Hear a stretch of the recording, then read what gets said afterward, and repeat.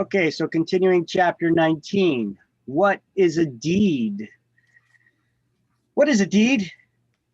Well, if we look at the definition that I have posted up here, it is a written instrument. It's a written document. Instrument's another word for document, where an owner of real estate intentionally conveys their ownership, right, or how do they word it here, or how do I word it? Intentionally conveys their right, title, or interest in a parcel of real estate. All right. So when you own real estate, you have rights. Title is ownership, or you could have a partial ownership interest in real estate. So how do you transfer that, your rights or ownership? Well, by some sort of deed of conveyance. A deed is a document that's used to transfer one's right, title, or interest in real property. So we're going to be learning about in this chapter, the remainder of this chapter, about the types of deeds and the anatomy of a deed. So the parties to the deed are the seller and the buyer, right? You have the grantor, that is the one who's granting their ownership to the other party, so that is the seller. And then we have the grantee, that is the buyer, who acquires the title to the land.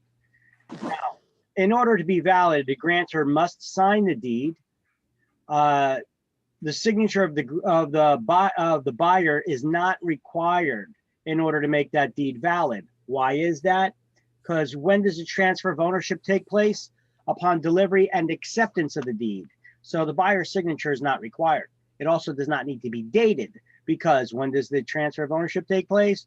Upon delivery and acceptance of the deed itself. So therefore, the date that's written on the document is irrelevant.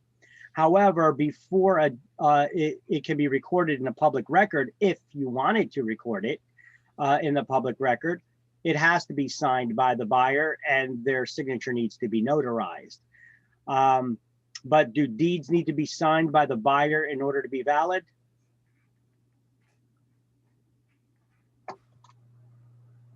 No. No, they do not. Only by the seller. And the buyer has to be named in the deed. So deeds must be signed and dated with signatures acknowledged for all the parties in order to record them in the public record. And deeds are valid even though they're not signed by the buyer, but they have to be signed by the seller or sellers. All right. So here are the common types of deeds, the 4 common types of deeds. We have the full covenant or full warranty, or simply warranty deed that it may be gone by. It goes by a couple of names. We're going to go by that in a second. The bargain and sale deed with covenants against grantors act, that goes by several different names as well. CAG or CVG it could be called. A straight bargain and sale deed with no covenants. What's a covenant?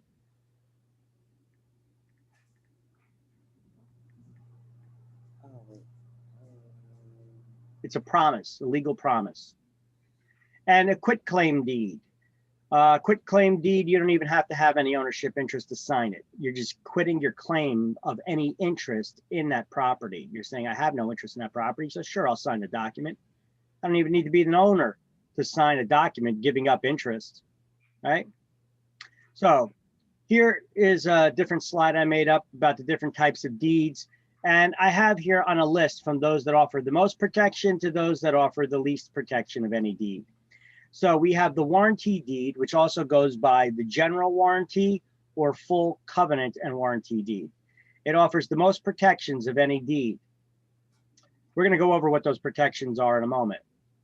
Then we have the bargain and sale CAG, Covenants Against Grantors Act, which sometimes can be called, instead of CAG, CVG, Covenants versus Grantors Act. You guys ever see lawsuit papers where somebody's suing another person? They could say against or versus. That's the only thing here. It's the only difference. So bargain and sale covenants against grantors, or bargain and sale covenants versus Grantors Act. It also goes by the name, it sometimes can be called a special or limited warranty deed as well. This is the most common type of deed in New Jersey that we use. On exams, you'll probably see it as bargain and sale CAG. Okay. Then we have a straight bargain and sale deed without any covenants, doesn't say CAG. See, it looks very similar, except it does not have any covenants, does not say CAG or CVG after it. These are two very different deeds, guys. Don't get lazy, meaning to say bargain and sale CAG deed, and instead just say bargain and sale. They are two entirely different deeds.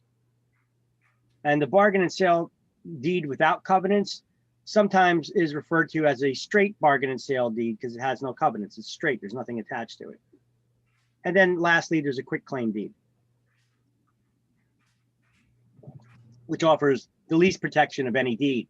However, a quit claim deed can just as effectively transfer ownership as a full warranty deed if the person who signed it had good ownership at the time that they were signing it. So let's go over some of those covenants, some of those warranties that are being offered with the full warranty deed. Let's start off by getting caught up on a little highlighting here, shall we? On page 325, under deeds, we're going to highlight that a deed is a written instrument by which an owner of real estate intentionally conveys their right, title, or interest in a parcel of real estate. Now, we're not going to highlight it, but all deeds must be in writing in accordance with the requirement of the statute of frauds. Statute of frauds, anytime we hear it, it requires something to be in writing, right? And then highlight owners who sell or give land is referred to as the grantor. The new owner who acquires the title to the property is called the grantee, because you transfer the property by grant. So the grantor is the one who gives the property, the grantee is the one that receives it. Remember words that end in O-R-N-E-E, right? Mm-hmm. And then we're going to put a highlighted box around the types of deeds. I highlighted types of deeds title and put a highlighted box around the 4 types of deeds. And I did this. I actually wrote in my book this little graphic. You see this little graphic I wrote here? I turned the book to the side and I wrote least protection, most protection, and I put that arrow like that on the sides of them so that you have a little graph there. Which deeds offer the most protection and which deeds offer the least protection.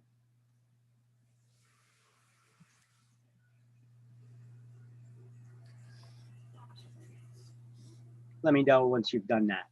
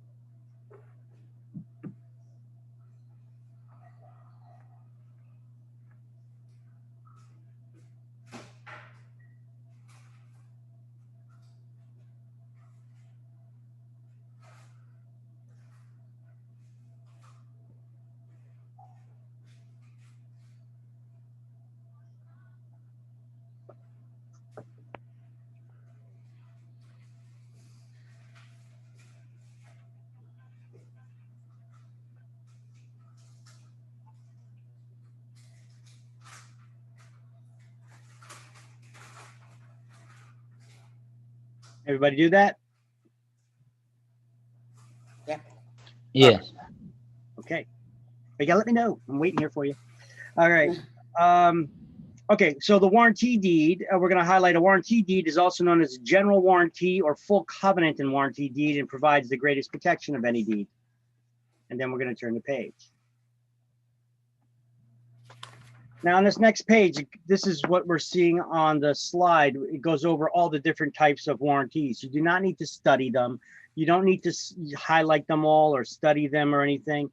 This is just, we're going to go over this though, so that we're aware that there is a true difference between the different types of deeds. So to fully understand this, we need to understand what goes with a full warranty deed. What are all these warranties that are being made by the owner of the property who's granting their ownership to someone else by selling the property or giving it away? And we're going to start off with the covenant of season. The covenant of season, the grantor, who's that? The seller. Seller, good. Okay, we want to make sure that you guys are here with me. So the grantor, the seller, warrants that they are the owner of the property and they have the right to convey the title to it. They have the right to transfer that ownership.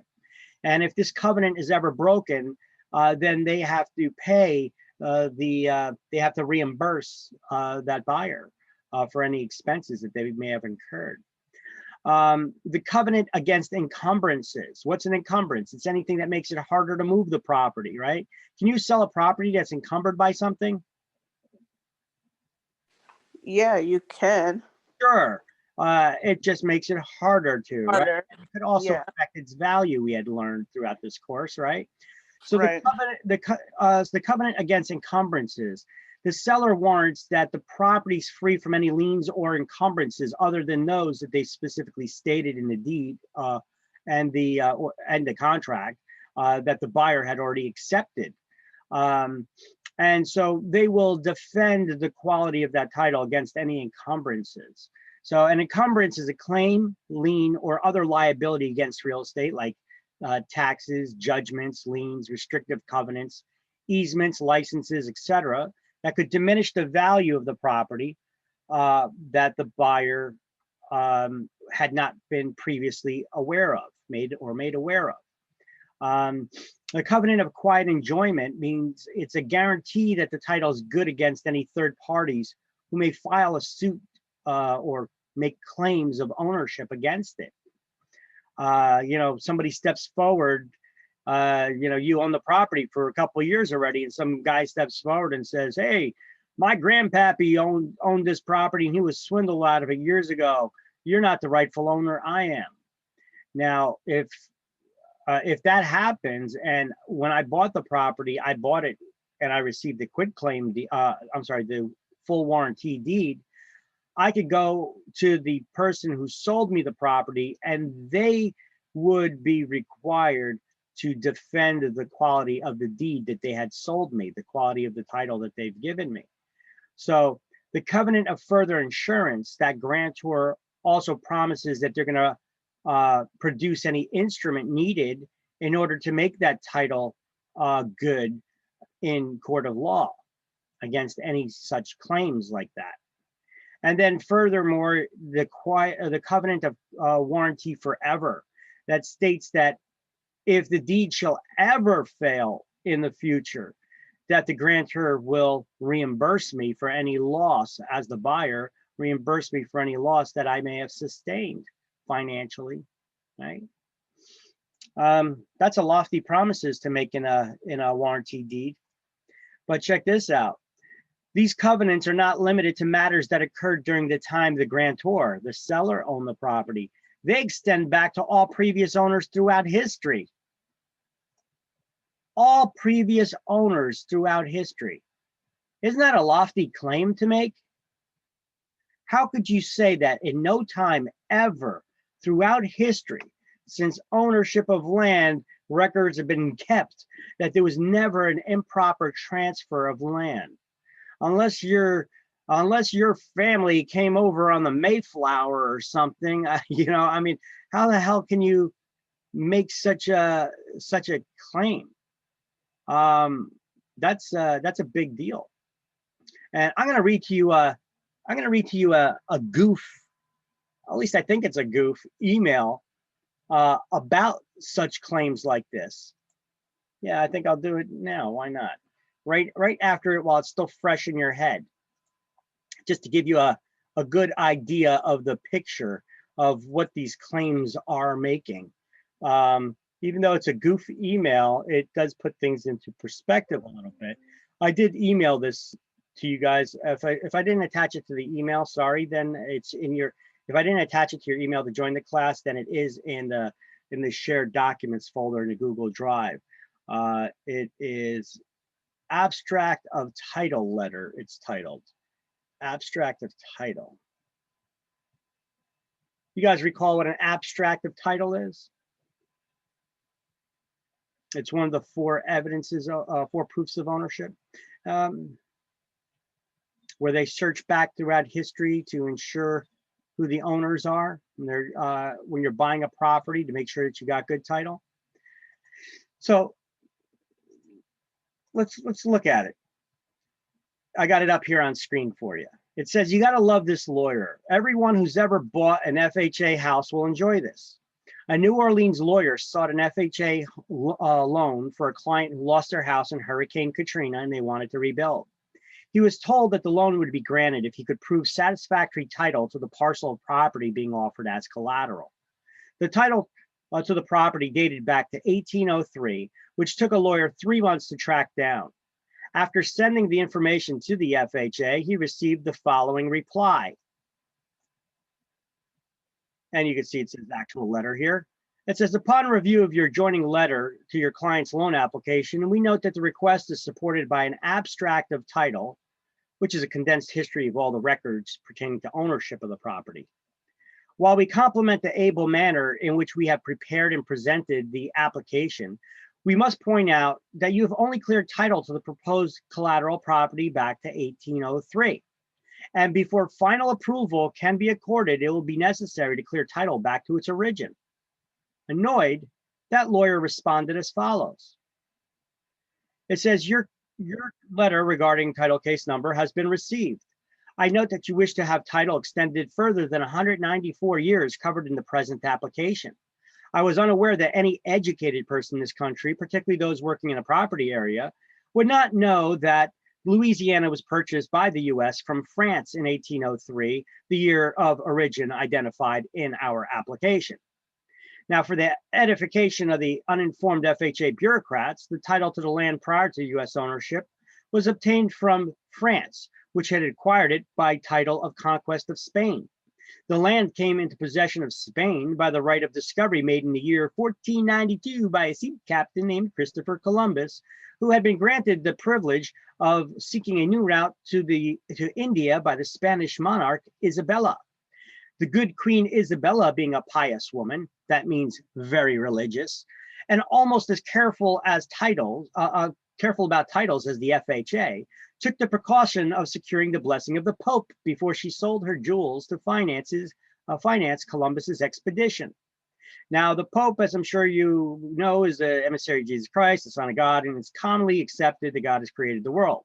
Therefore, I believe it's safe to presume that God also made the part of the world called Louisiana.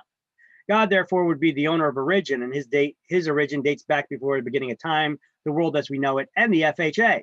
I hope you find his original claim satisfactory. Now may we have our damn loan. And then it says he got the loan. I thought it was cute. I figured I'd try to read it. It's related and it's cute.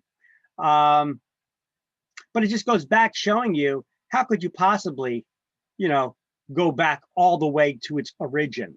That's a lofty claim to make. All right. By the way, I was watching a program on the news today, which was interesting. It was a business channel. And if you guys tend to look at business news tends to be a little bit more accurate than most other news channels, which are pushing one political agenda or the other, because they have to deal with the facts and figures and the numbers for investors, and predictors that are more accurate when you're talking about finances and people's money. So those things, you could get a little bit more truth out of them. I mean, they could still be skewed a bit by people's opinions, but it was interesting this morning. They were talking about New York City, how New York City so far, its property values are down by 11%. 11%, and their vacancy rate is 16%. That 16% of a lot of those commercial properties, luxury apartments, are down by 16%.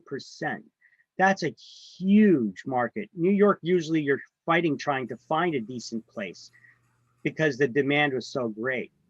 But in the advent of the mass exodus from New York City, after we've had all the protests and the bit of looting going on there, we had the regulations that the governors or the mayor there is putting into place, the additional red tape that the governor puts in place for businesses, raising of taxes, the constant regulation. It's funny, the people that even support these politicians to that vote them in and re-vote them into office, what do they do when it starts hitting their pocketbook? They all move down south to Florida. All right. Don't believe so much the rhetoric that comes out of people's mouth. Look at their actions and see what they're actually doing. See, this is what these finance channels are looking at. They're looking at the indicators. Is this business even going to come back? Did you guys see what happened yesterday, what Governor Murphy did? No. He What do put you in mean? additional regulations of coronavirus restrictions yesterday.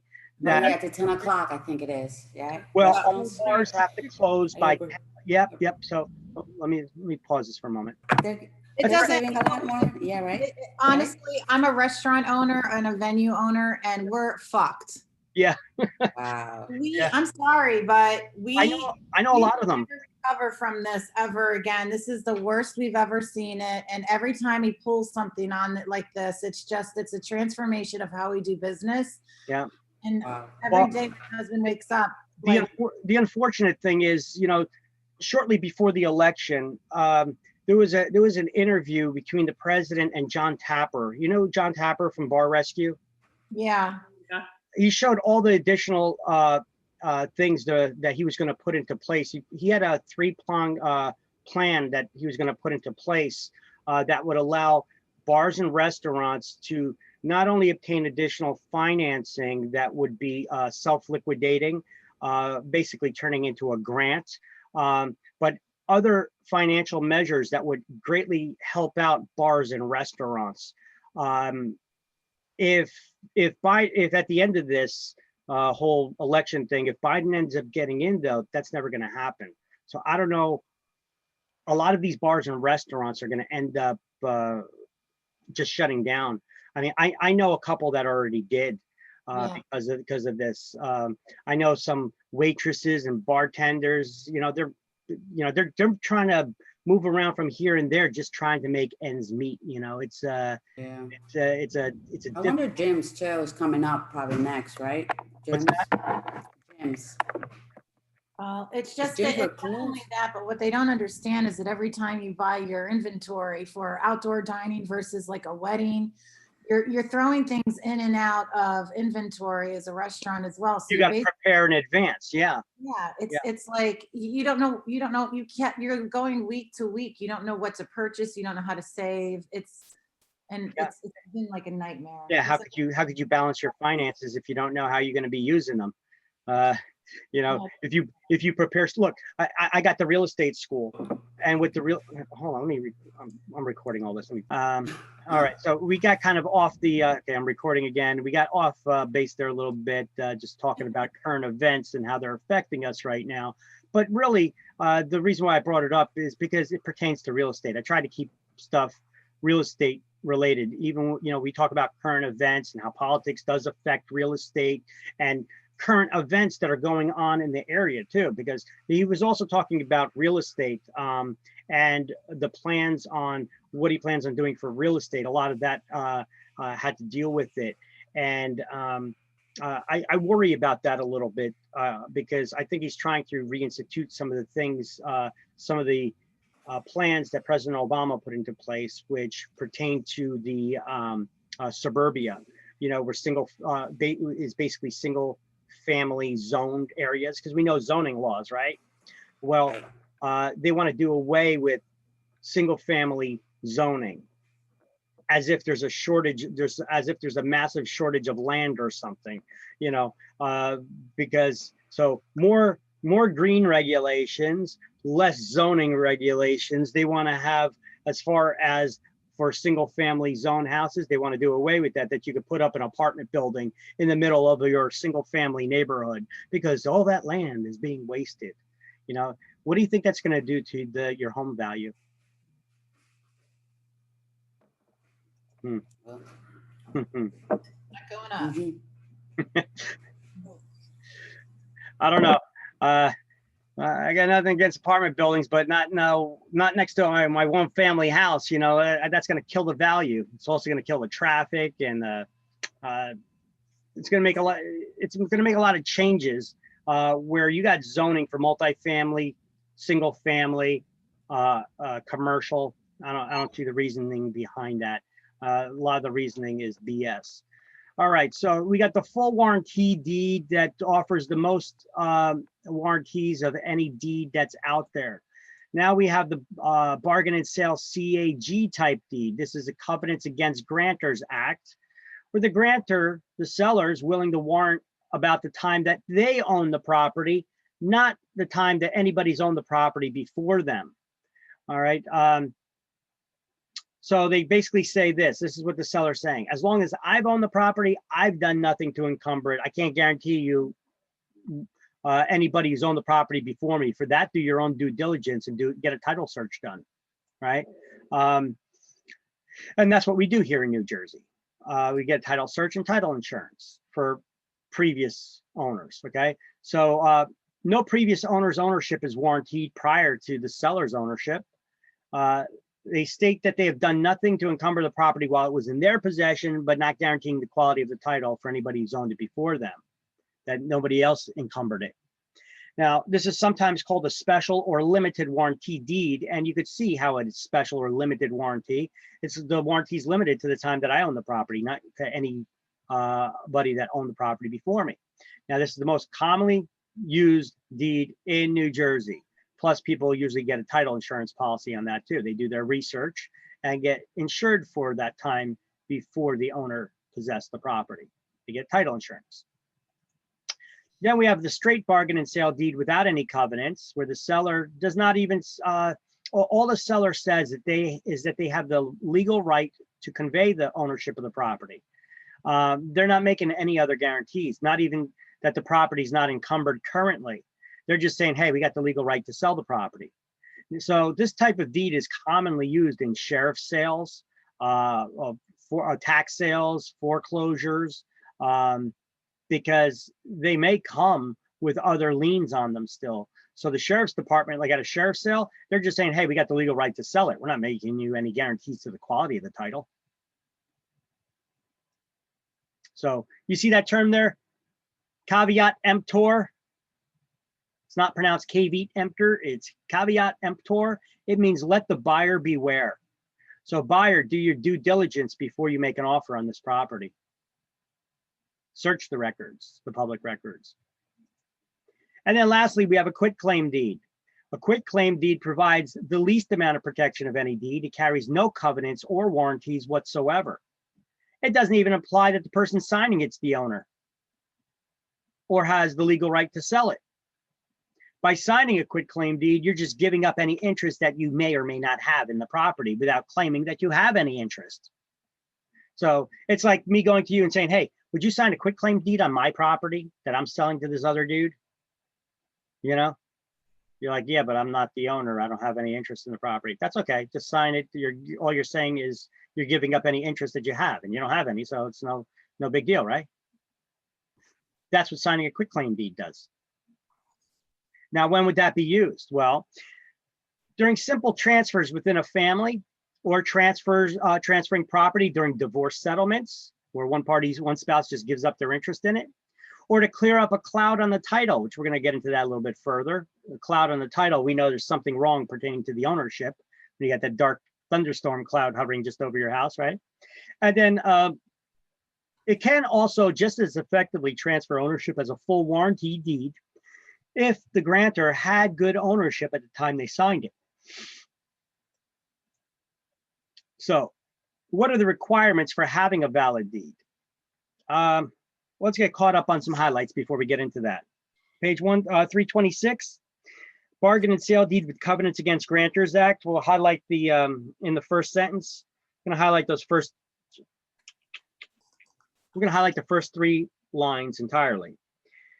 Bargain and sale deed with Covenants Against Grantors Act, CAG, grantors covenant that they had done nothing to encumber the property while it was in their possession. This is the normal deed to transfer property by sale in New Jersey. And then we're also going to highlight the last sentence of that section of that paragraph. This deed is also known as a bargain and sale CVG, Covenants versus Grantors Act. Then go to bargain and sale deed and highlight the first sentence. This is a type of deed that has no express warranties. However, it does imply that the seller does have the right to, that they do hold title to the property. And then the next section, we're going to highlight the first sentence under quitclaim deed, where you're just, when you sign a quitclaim deed, you're just going to quit any claims of interest or ownership in the property. And then highlight the last 2 lines on the page. A quitclaim deed is commonly used for simple transfers within a family and for property transfer during divorce settlements. It could also be used to clear up clouds from the title. And then we see a blank quitclaim deed here. Here, let me also pull one up on screen for you. What is the cloud from a title? Is that like a lien or? Cloud on a title, it could be liens on the property. Cloud on the title is anything. I told you, remember when we were talking about encumbrances? I told you anything, picture that dark thunderstorm cloud just hovering over your house. The word title means ownership. So if you have a cloud on the title, something dark is hovering around that ownership. So you got that dark thunderstorm cloud hovering over the ownership. That's a bad sign. You don't want that. You want to clear up the clouds. You want the sunshine to come in, right? So it shows you that there is some sort of a problem. It could be that maybe all the owners who sold the property to the person who's transferring the ownership to you didn't sign. Okay. That creates a cloud on the title, because what if one of those owners steps forward? They could claim ownership of the property still. Or if there is outstanding liens or on the property that had not been satisfied in the public records. Yeah, they're like, oh no, that was paid. Yeah, but it's not showing paid in the public record. Oh no, don't worry about it. It's good. No, I'm worried about it. You know, that's a cloud on the title. You need to clear that up before I'm going to take the ownership. Okay, this is why we got to do that research, because somebody can try just BSing you like that. Don't worry about that. That was paid off. You know, I know a girl who who recently, this past year, she finally sold her house that she was trying to sell for over 2 years, because the house that she bought it from the person. When she bought it from the person, they paid off their mortgage. However, their lender, when you pay off a mortgage, what is the clause in the mortgage that requires the lender, that says the lender has no further claim on the property, and it requires the lender to go back to the public record and file a satisfaction of mortgage showing that it had been paid off? You guys remember what that clause is? When you beat the mortgage, you defeated it. Oh, a satisfaction? Well, the satisfaction of mortgage, or satisfaction of lien is the document that they file in the public record. But what's the clause in the mortgage that requires the lender, that says that the lender has no further claim on the property once it's been defeated? It sounds like defeated. Oh, deceased. Deceased. Defeasance clause. Okay. Yeah. So her lender never went back to the public records and filed that filed the satisfaction of mortgage lien. So that's a bit of a problem, because now the next buyer that comes in does a title search, and it's showing that there's an outstanding mortgage on the property still. Would you buy a property that's showing that there's an outstanding mortgage on the property? No. No. Yeah, I wouldn't either. So what does she do? What do you do if you own a house now? You think that the time that you bought it, that that paperwork was filed, that your attorney handled all that, right? So what would you do?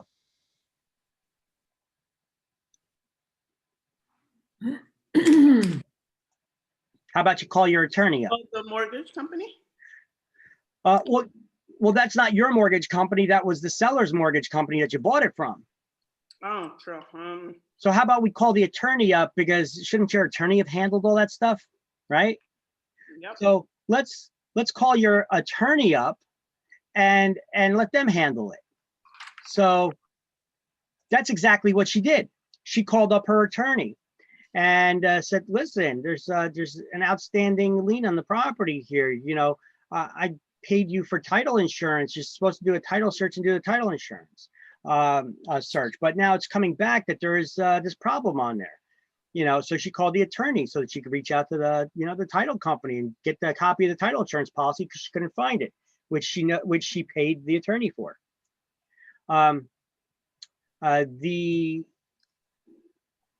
The attorney said, "Well, that's your problem." Okay. Wow.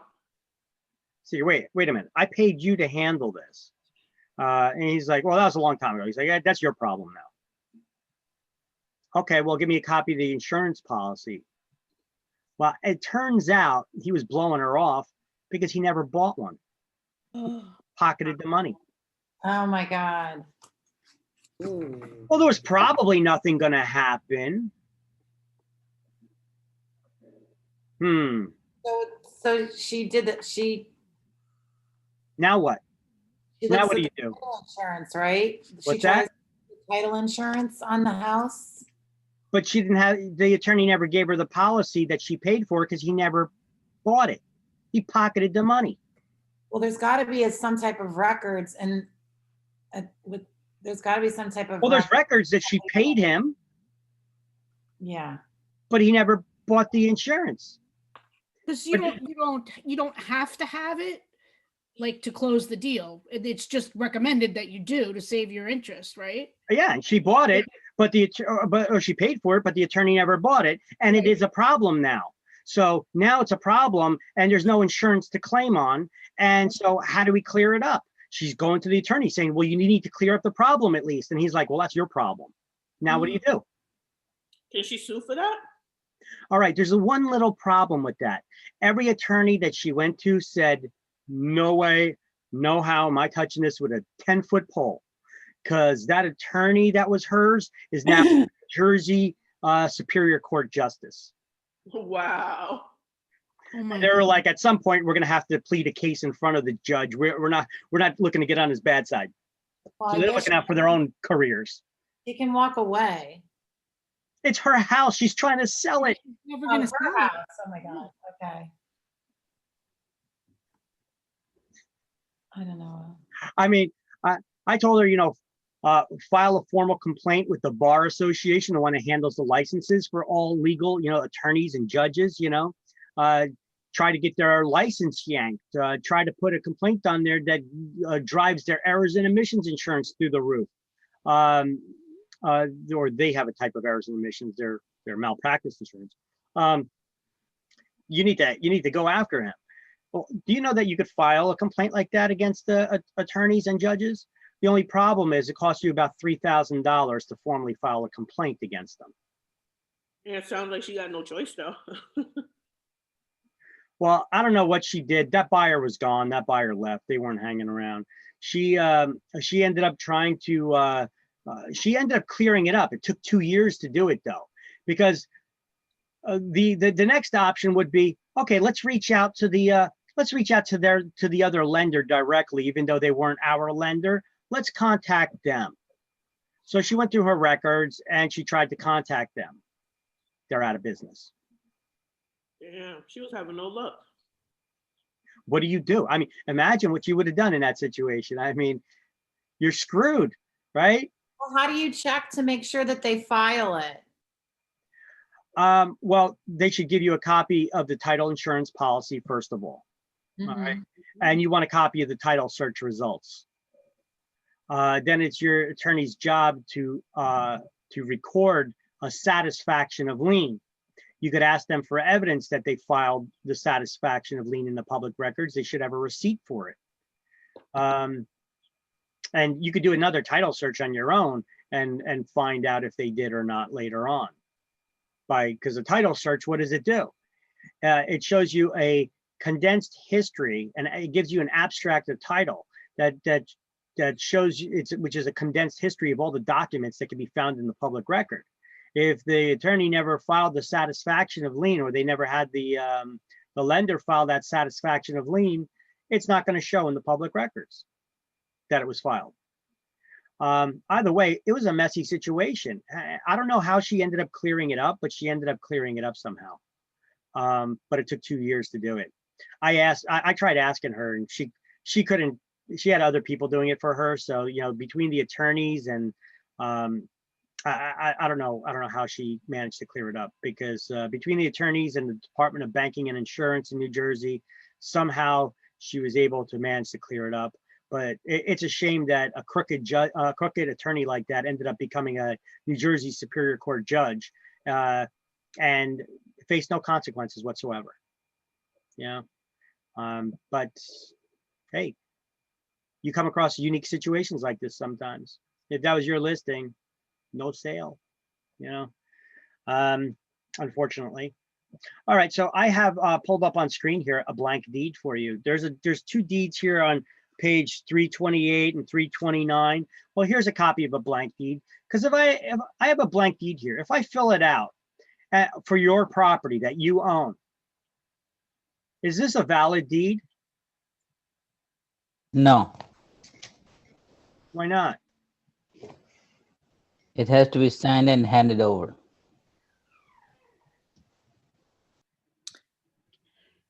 Okay, so I sign it. Yeah, then it's good. But I'm not the owner of your property. Oh. My point here is, because I have a deed and it's all filled out, is a deed proof of ownership?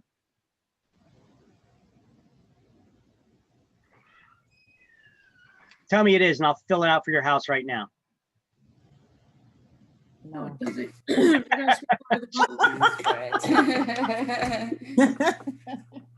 A deed is not proof of ownership. A deed is just a document that's used to transfer ownership. I could have a blank deed and fill it out, and it doesn't mean that I have the rights to sell your property. This is why we got to do those title searches as well, to see to confirm that I even had the right to transfer the ownership. Or what if I am the owner of the property that I'm selling and I filled out this deed? However, I had co-owners on there. Did all the co-owners sign the deed as well? You know, you gotta have all the details. What about I was co-owners with somebody else, but that person died, so now I'm just the only one that's selling the property? Do I have the right to do that?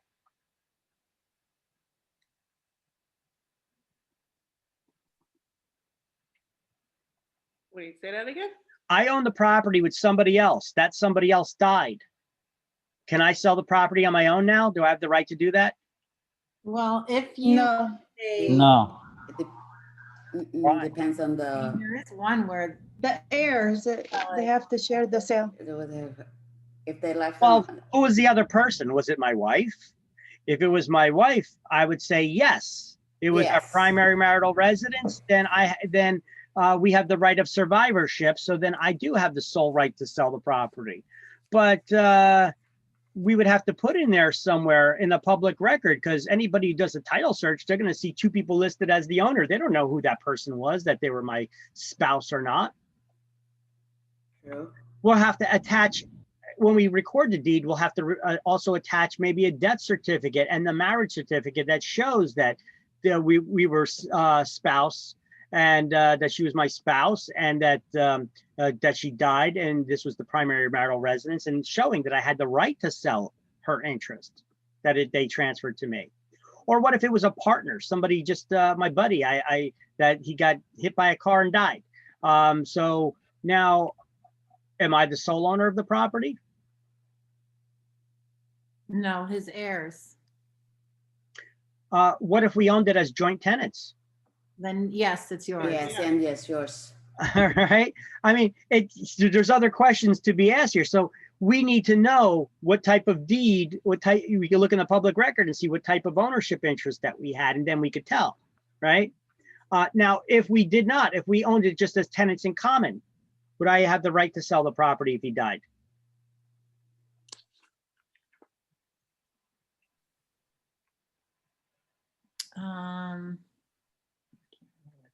Tenancy in common is the most common type of ownership with two or more people not married to each other. No. You have to, it goes to their heirs. Then their interest would go to their heirs. right? So doing a title search, we would find out that there was another owner on this, and we need to find that out. And if they did not specifically leave their interest to me in their will, or they even had a will, we need to get another document that's added there to the public record, because somebody can search the public records and see, wait a minute, there was 2 owners here, and now we're only seeing one that's signing the deed. That creates a cloud on the title. That's a problem, right? A cloud is a problem. So that creates a problem with the title work. We need to show that that person, what happened to their interest? Did they have the right? Did they leave me the property, or did it go to their heirs? Did their heirs sell it to me? Well, their interest. Well, then there should have been another deed there where they granted their interest to me. There's additional documents that need to be added to the public record. This is why we got to do the title search and get those abstract of title before we buy a property, right? Buyer, let the buyer beware. What's the words that mean let the buyer beware? It is. Caveat emptor. Let the buyer beware. Looks like caveat emptor, but it's caveat emptor. Let the buyer beware. All right.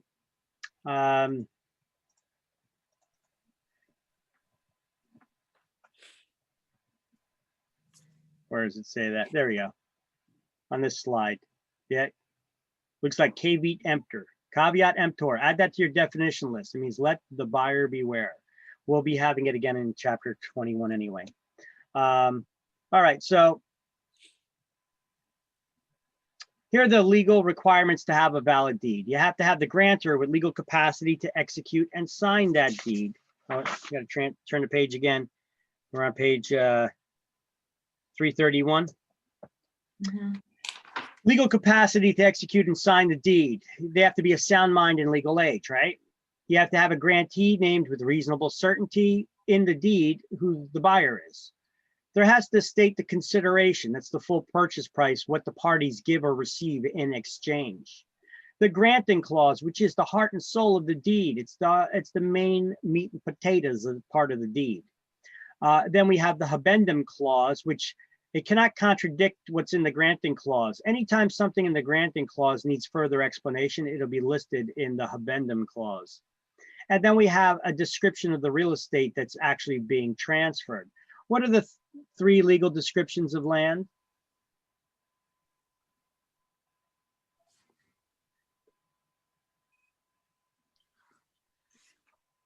We went over in this chapter.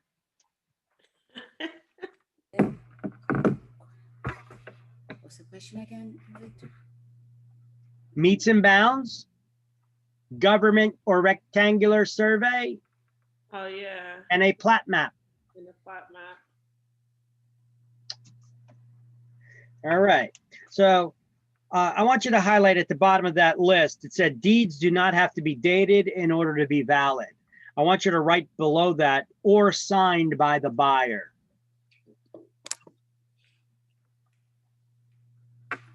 Deeds don't need to be dated to be valid, but they also don't need to be signed by the buyer. Now, once again, we're just going to go over that list that we just went over, but in a little more detail. See, I put together this slide that actually has a definition for each one of those words. What exactly are they? So the grantor, that's the seller. They have to be 18 years of age or older to effectively convey the ownership to the property, right? The grantee must be named in the deed so that they could be identified with reasonable certainty. They have to state the consideration. There's 3 forms of consideration. Remember that? Money, which we call legal tender, right? Money, a fair exchange of goods or love and affection. You know what? Instead of just money, I should have legal tender put there. Oh, sorry. Money, money, money. I'm gonna change that to legal tender. Because legal tender is money or mortgage loan, right?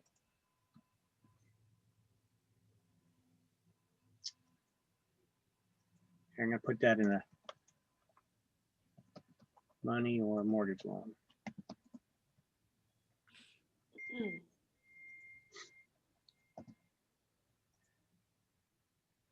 So I added that there.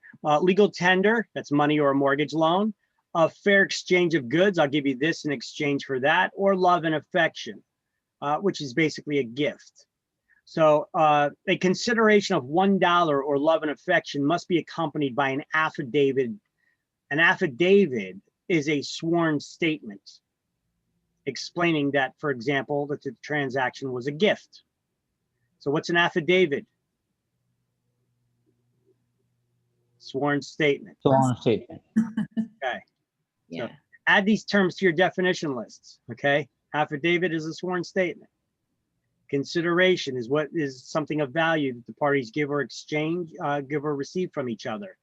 It's the full, or consideration is the full purchase price, what the parties give or receive from each other in exchange. Legal tender, exchange of goods, or love and affection. The granting clause now. The granting clause is the heart of the deed. It is the meat and potatoes of the deed. It explains what exactly is being given, or what exactly is being transferred. So first of all, let's go down to consideration on page 331. And on the last line, highlight affidavit is a sworn statement. Mm. Now, let me read what's under the granting clause. It says a deed must contain words in the granting clause that state the grantor's intention to convey the property.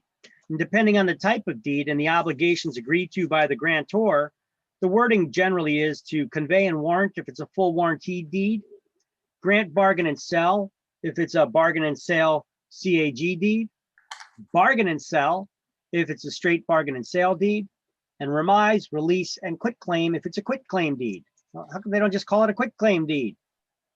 I don't know, job security for the attorneys. Now, if more than one grantee is involved, the granting clause should cover the creation of their specific rights in the property. The clause may state, for example, that the grantee takes property as joint tenants or tenants in common. What do we call it between married couples? Because they don't have it written there. Ownership by married couples.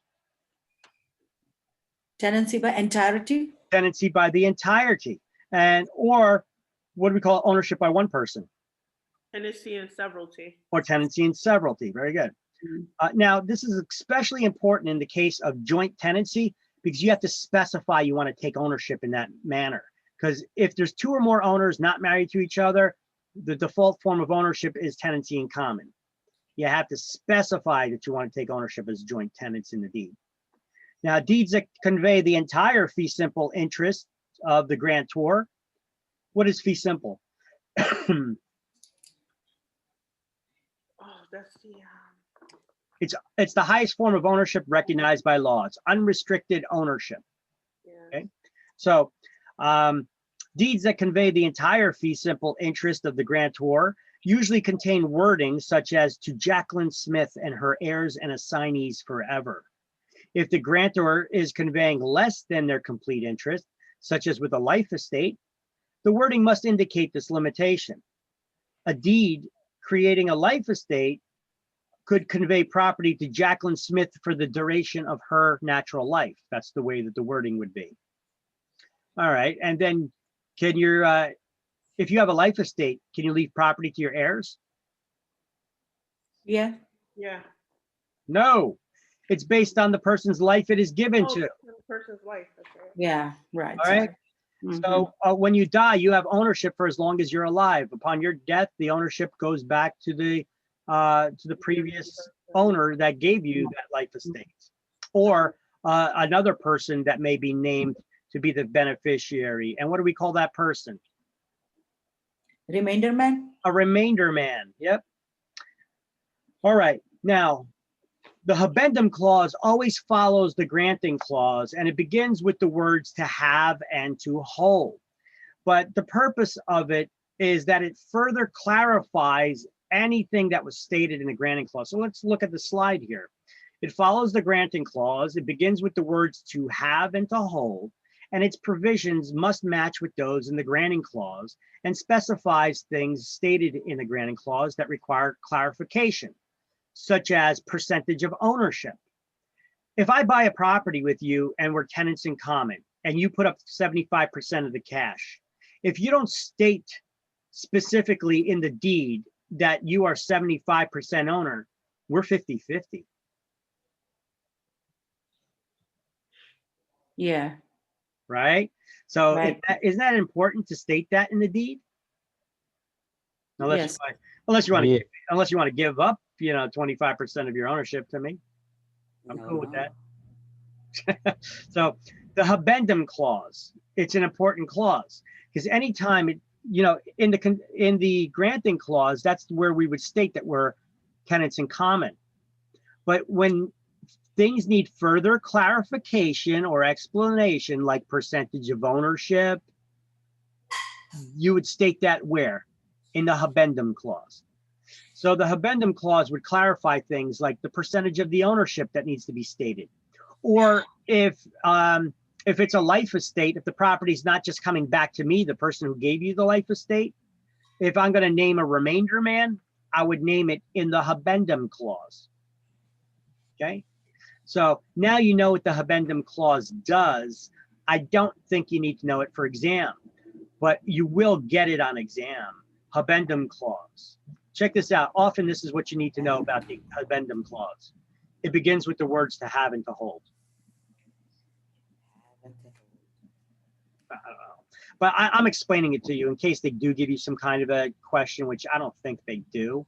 But you never know. They changed the exam,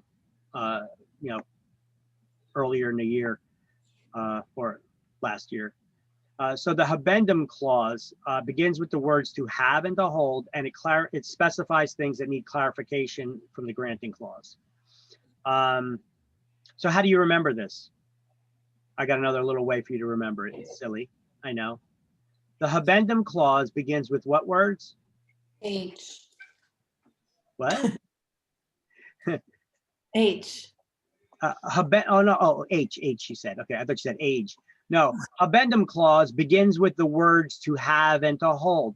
So to have and to hold, habendum clause, the haben to hold clause. The habendum clause is the haben to hold clause. I like to mispronounce my words to help me remember. The habendum clause is the haben to hold clause. You see where I'm coming with this? Yeah. Haben to hold, habendum, haben to hold. Okay. So it works for me. If it doesn't work for you, hey, whatever works for you. No, that's actually brilliant.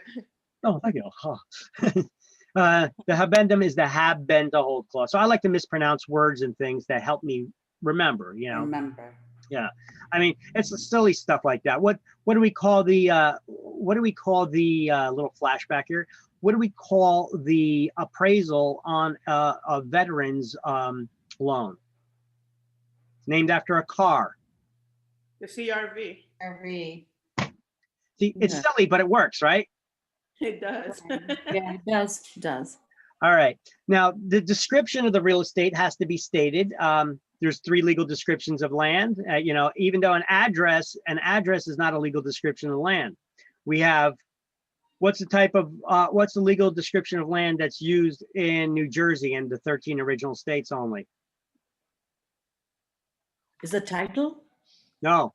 The 3 legal descriptions of land. What is one of the legal descriptions of land? The rectangular survey system? Meets and bounds. Meets and bounds is only used in New Jersey and the 13 original states. The rectangular survey is not. It's used in Western states. Yeah. And then we also have a plat map, which is a map of a subdivision indicating the location and boundaries of the property within that subdivision. And often they can be combined, like a meets and bounds can be combined with the plat map. Okay. See, we got some studying to do yet, right? Even after we finish today, you're still gonna have some studying to do before I'd rush out and take that exam. Yeah. All right, so description of the real estate has to be stated in the deed. So often they actually put the survey itself in the deed too, or attach it to it. exceptions in any reservations. So basically, if you say that this property cannot be used ever as a gas station, right? That's a restrictive covenant, right?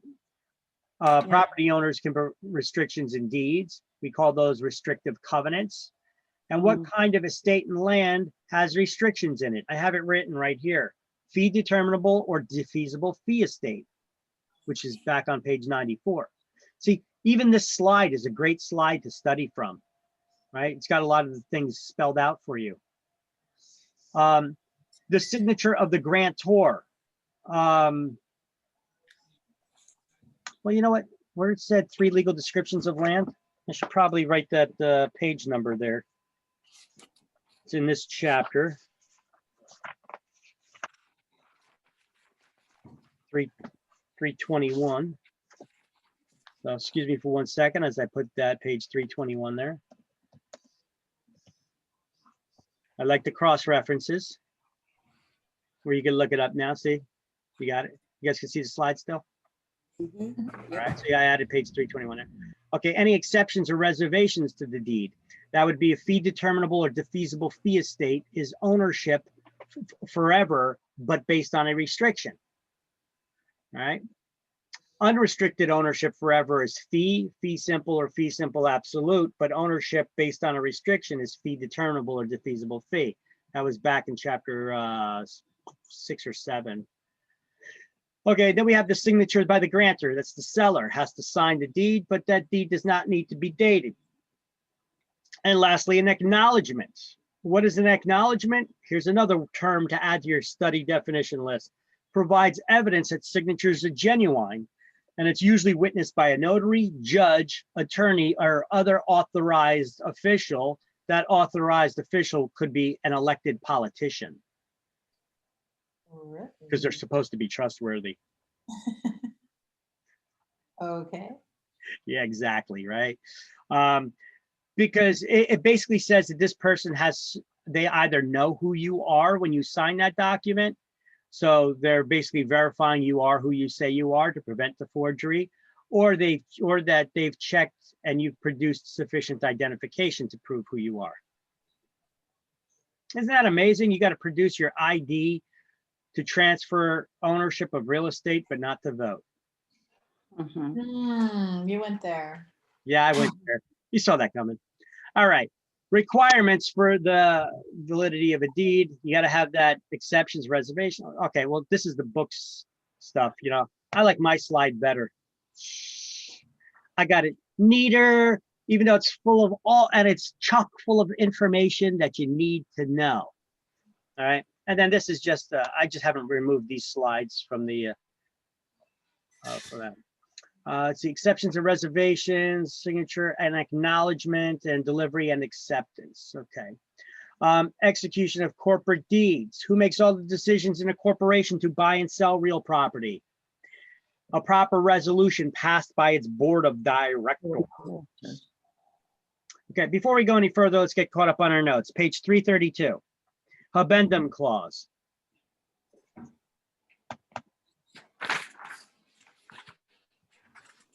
I want you to write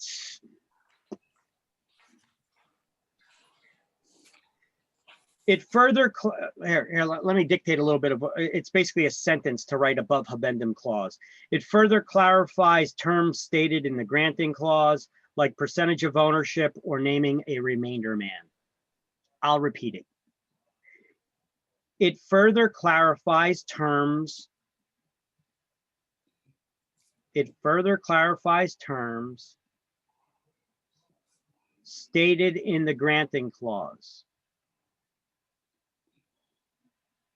It further clarifies terms stated in the granting clause, like, and I just put the percent symbol, like percentage of ownership or naming a remainder man. Like I have written here on the slide, like percentage of ownership or naming a remainder man.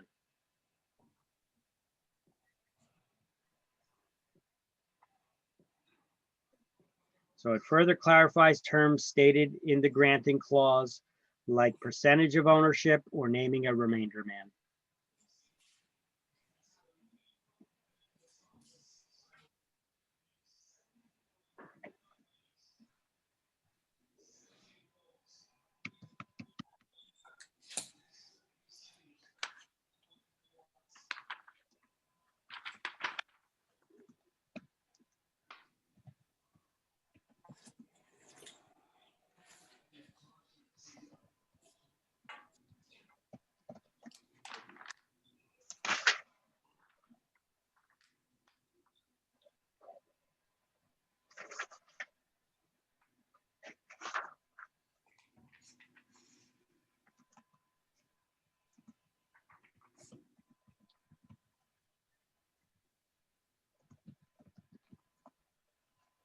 Everybody got that? Mhm. Okay. Then we're going to highlight habendum clause follows the granting clause. The habendum clause begins with the words to have and to hold. Because you get a question on the exam that says, what's the clause in the deed that follows the granting clause? Habendum clause. Mm, What is the clause in the deed that begins with the words to have and to hold? The have and to hold clause would be the habendum clause. Addendum clause. Yeah.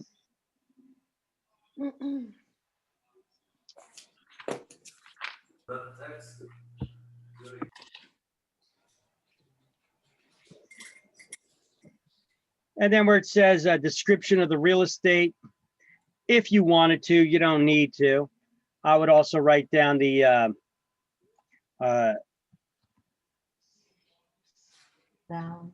meets and bounds. Yeah, I would add meets and bounds, Government survey government, and a plat. or it's known as government or Plat. rectangular Flat map. Yeah. survey, and the plat map, correct.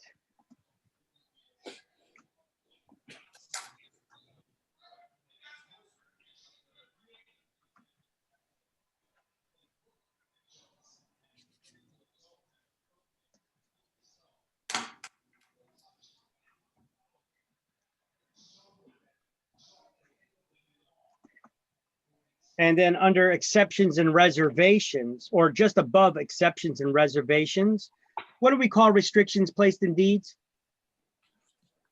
Restrictive covenants. So write restrictive covenant, page 94 above that. I'll have you write restrictive covenant and restrictive covenant, page 94, and then write fee determinable, like you see I backed up on the slide here, fee determinable / defeasible fee estate. Because what do you call the estate and land that's based on a restriction? Fee determinable or defeasible fee estate. And what do you call the restriction that's placed in the deed? The restrictive covenant. This slide is packed with information that's great to study from, actually.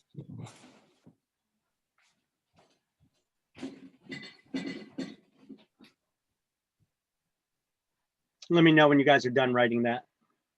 Restrictive covenant, page 94, fee determinable / defeasible fee estate.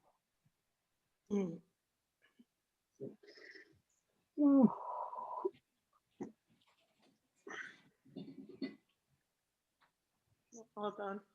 Okay.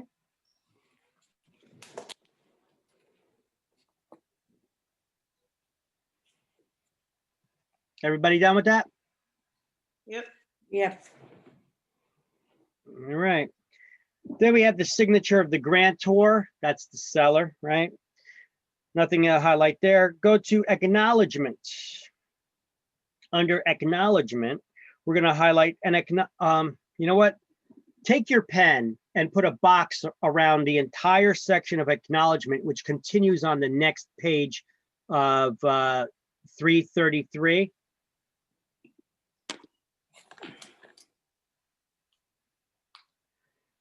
And then I'm going to tell you specific things to highlight within acknowledgement to give you the full definition of acknowledgement. We're going to highlight An acknowledgement is a declaration. We're going to highlight the first sentence. An acknowledgement is a declaration made by a person who is signing a document before a notary public or other public officer. Skip the next sentence, and the following sentence highlight the acknowledgement provides evidence the signature is genuine.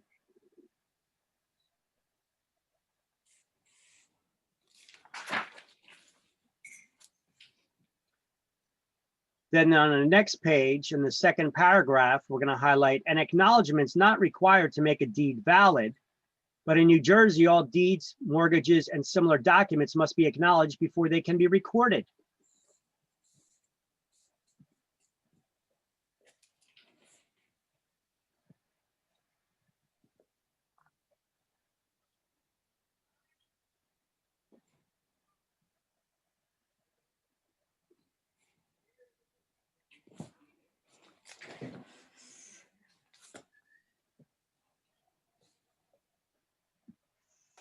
So if I named you in a deed and I, as the seller, signed a deed and I give you the deed and you accept it, are you now the owner? Yes, Yes. Is that deed valid even though it has not been recorded in the public record? yes, Yes, it is. You are the owner because transfer of ownership takes place upon delivery and acceptance of the deed. Now, even though you are now the owner, even though you did not sign the deed yet, is it in your best interest to sign it and get it, have your signature acknowledged and then have it recorded in a public record? Yes. Yes. yes. Yeah, and for a few reasons. Let's start off with this one. Here's a wacky one. Say that you come across an unscrupulous person. Let's just say I sell you this property and I give you the deed made out to you. But you've seen I have a blank deed. I can make out another one. And later on in the day, I sell that same property to someone else. Is their deed valid? Yeah, So who's the owner? well, it's. Got if he- two people with a valid deed now. Who's the owner? If he brings it to be recorded, he's gonna be the final owner, but So the race is on. yeah. Whoever records their deed in the public record first will be the winner. And now right. the other one's got to find me to get their money back. But I'm going to be on some island somewhere that does not offer extradition treaties to the United States and sipping margaritas or Red Stag and Coke or whatever. All right.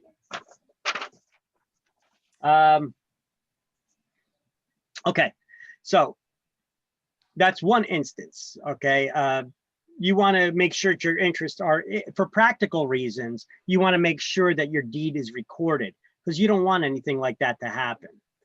Or what about this? Since you gave me the deed and I accepted it, I'm now the owner. But if I didn't record my interest in the public record to put the world on notice that I'm now the owner, if you as the seller get sued and somebody gets a judgment against you, they could do a search of the public records, and according to public records, it shows that you're still the owner of the property. Could they put a lien on the property? Yes, Yeah. yeah. Well, that ain't good. I want to make sure that that don't happen. So you got to make sure that you record your interest in the public record as soon as possible. Now, Maddie, you okay? you know what? The seller should also want to make sure that the deed is recorded. Because look, if they transfer that ownership to the buyer, Mhm. and what if somebody trips and falls on the property? Who's going to get sued? Oh, yeah. The last person that was listed as the owner. Right? So all parties really have an interest to make sure that their interests get recorded and that transfer of ownership does get recorded in the public record. So for a lot of practical reasons, it's very important to record it in the public record. But in reality, if it's not, is the deed still valid? Yes. Yes, it is. So we use delivery and acceptance of a document these days. In the past, when people could not read or write, People were illiterate for the most part. How did transfer of ownership, like let's look back to the Middle Ages when people were illiterate, they couldn't read or write. This was the difference between the wealthy and the poor, their education. And that same thing holds true today. People that don't want to allow you to get an education, have your school choice and all, they're just trying to hold you back in some way, because education will help you excel. I mean, just with basic stuff, learning functions. I mean, you don't got to go to college, but just education, right? In general.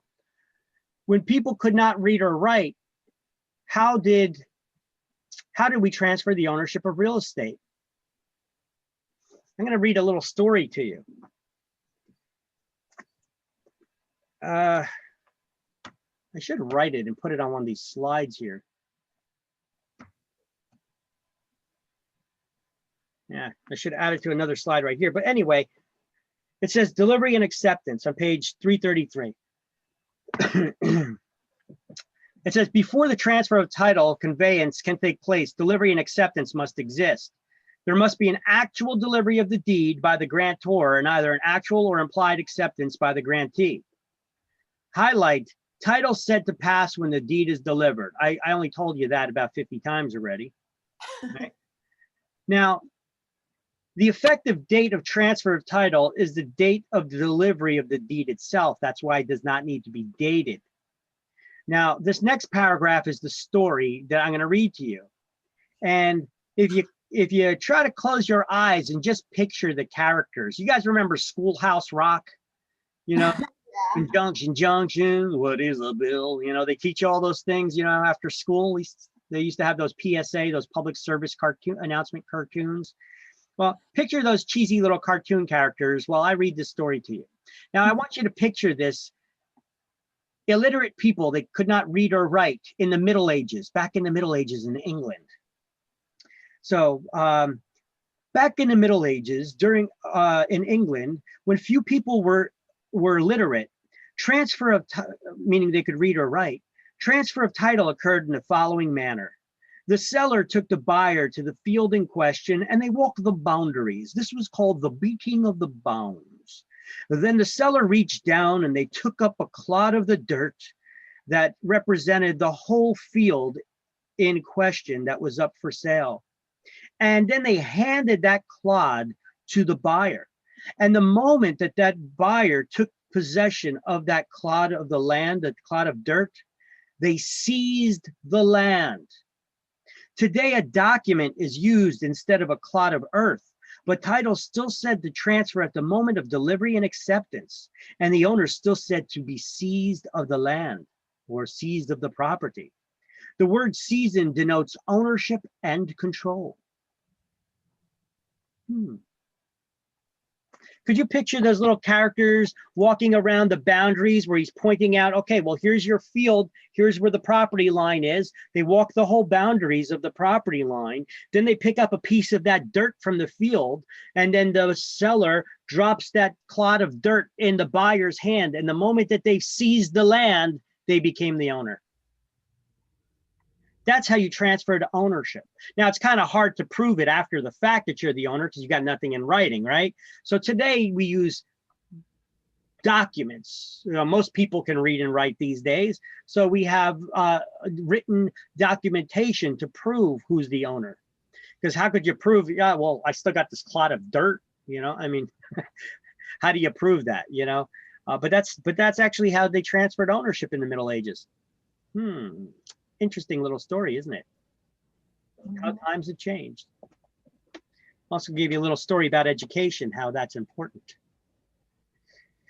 All right. Under execution of corporate deeds, we're going to highlight that number one, if you don't have it highlighted already, a corporation can convey real estate only upon a proper resolution passed by its board of directors.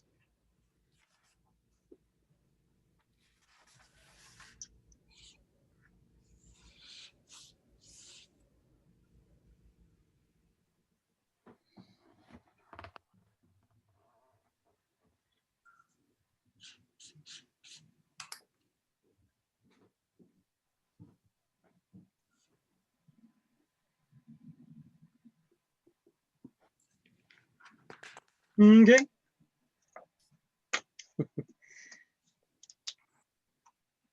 La da da, la da da. What is this? I got so many of these little sticky pads laying all over the place with notes for me. I don't know if I'll ever get anything done. Everything done. All right, so we are done with chapter 19. Let's do the key terms to review, shall we? Shall we? Yeah, sure. Yeah, sure. Why not? You really don't want it to end, do you? All right, so let's do the key terms to review that can be located on page 335. Actions that actually transfer title. Delivery and acceptance. Yes, 8 is A. 8. A clause in a deed that makes the transfer.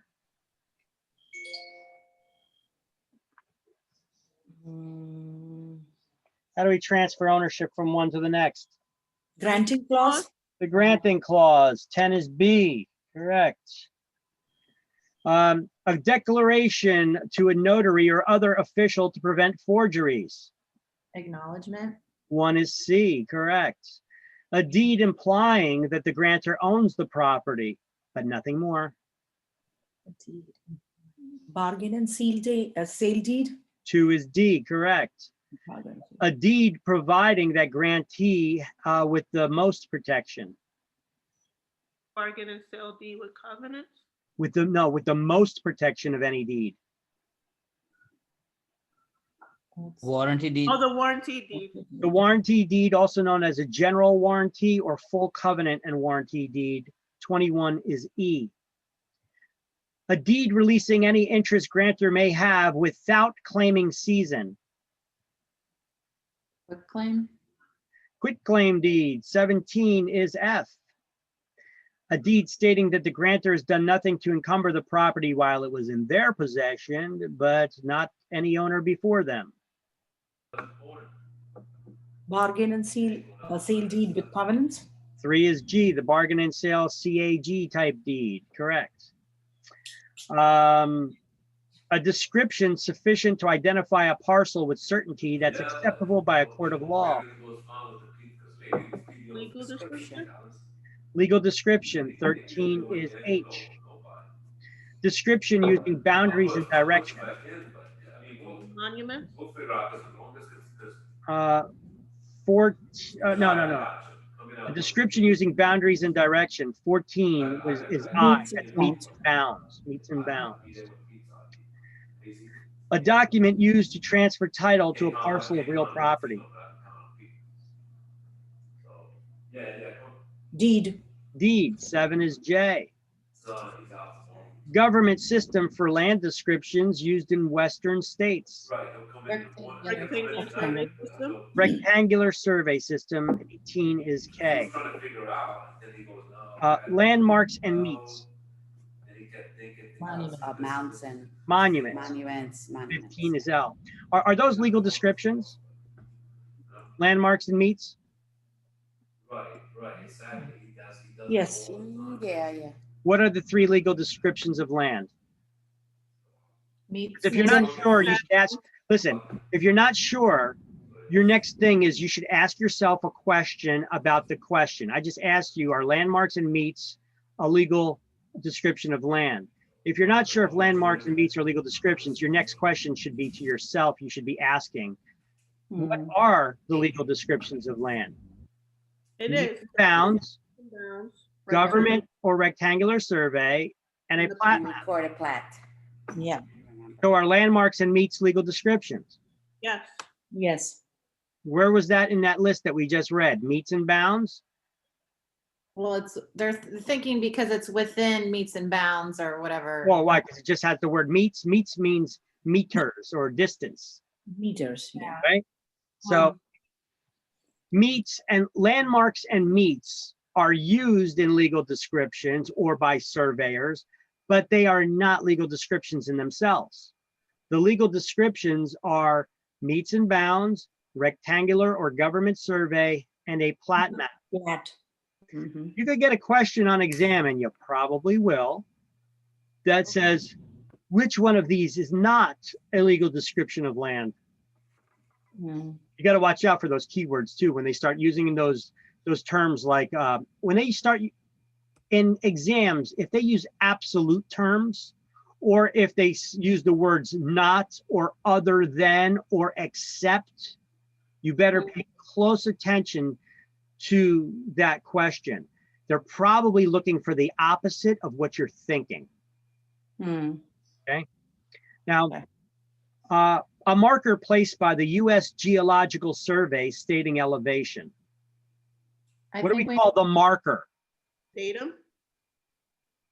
Benchmarks? benchmark, Okay, 4 is N. It's a benchmark. Yeah. The datum, what is a datum? Well, you know what? Let's just continue on. You'll see that in a moment. Okay, so 4 was N, a benchmark. Because they asked, what do you call the marker? The mean sea level at New York Harbor, also local zero elevation point.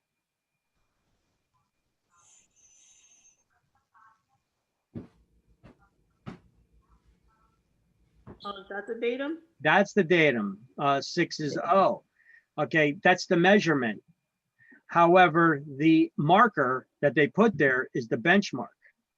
And they'll write the elevation, the datum on the benchmark. Make sense? Yeah. So 6 is O. 1 mile square. section. Section? section, 19 is P, a section. One who receives property through a deed. The grantee? 9 is Q, correct, the grantee. One who transfers title by signing a deed. The grantor? Yeah. 11 is R. 6 miles square. Township? township, 20 is S, correct. So it's either 36 square miles or 6 miles squared, not 6 miles square. So 20 is S, correct. Spot at which meets and bounds description commences and ends. Point of point of beginning, 16 is T, the POB or point of beginning. To have and to hold clause that explains ownership being transferred. addendum. abandoned, 12 is Addendum, Q, addendum, correct, correct. addendum, addendum.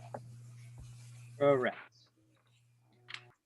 So we already did chapter 20, so let's go to, we did chapter 5 and 20 and 6 that one day a while ago. So let's go to chapter 21, and this is the final chapter. Basically puts together the story of how the closing process works. And then it puts a story of everything from the time you get the listing to the closing to the buyers, yada, yada. That's why the chapter's long, but really as far as new stuff goes, there's a few things, but not a whole lot. You will have another math problem we're going to do in this chapter. So let me open up our slideshow for chapter 21.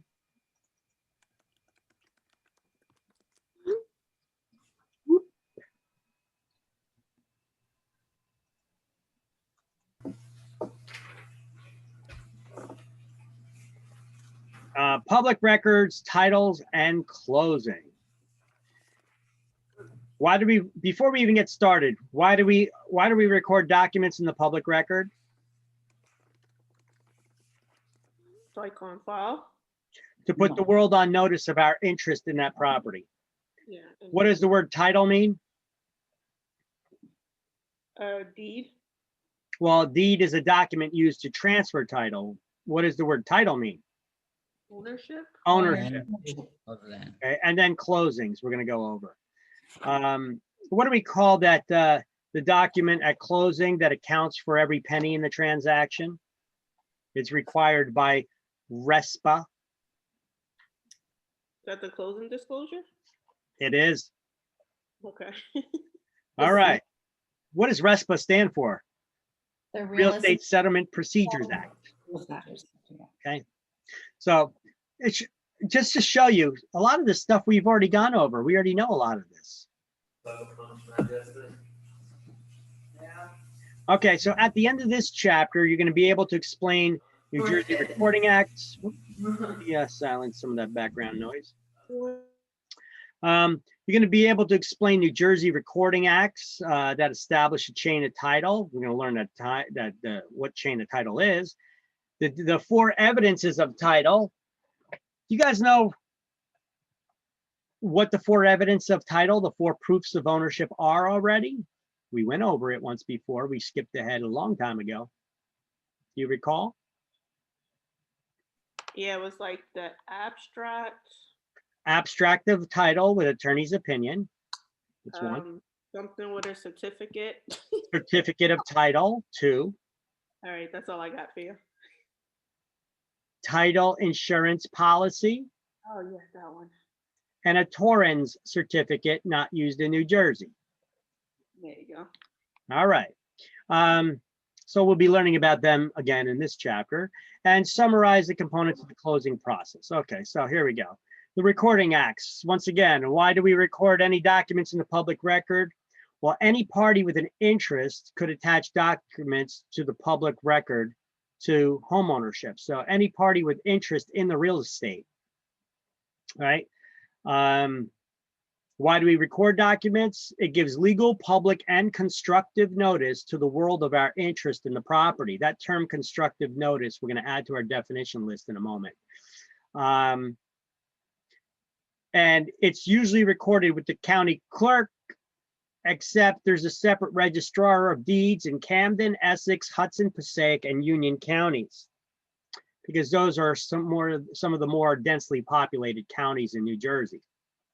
Turn the page. So the necessity for recording documents is that it creates a priority in the event that there's a foreclosure. It establishes the order in which liens are repaid. Lien repayment order is established by the date that the liens were recorded in the public record, except for property taxes, which jump to the head of the, property taxes. They jump to the head of the line of everything. Property taxes, and then it would be income taxes. They could jump to the head of the line of anything. And then also mechanics liens. That's a contractor's lien. It's backdated to the date that the work was performed or the materials were delivered, whichever occurred first. So those two are unique in that regard. Recoding. Oh, wait, we can do some computer programming here? I think I meant to say, oh, that's weird. Oh, here we go. Recording. Recording a document is a written notice in county where land is located. In the county.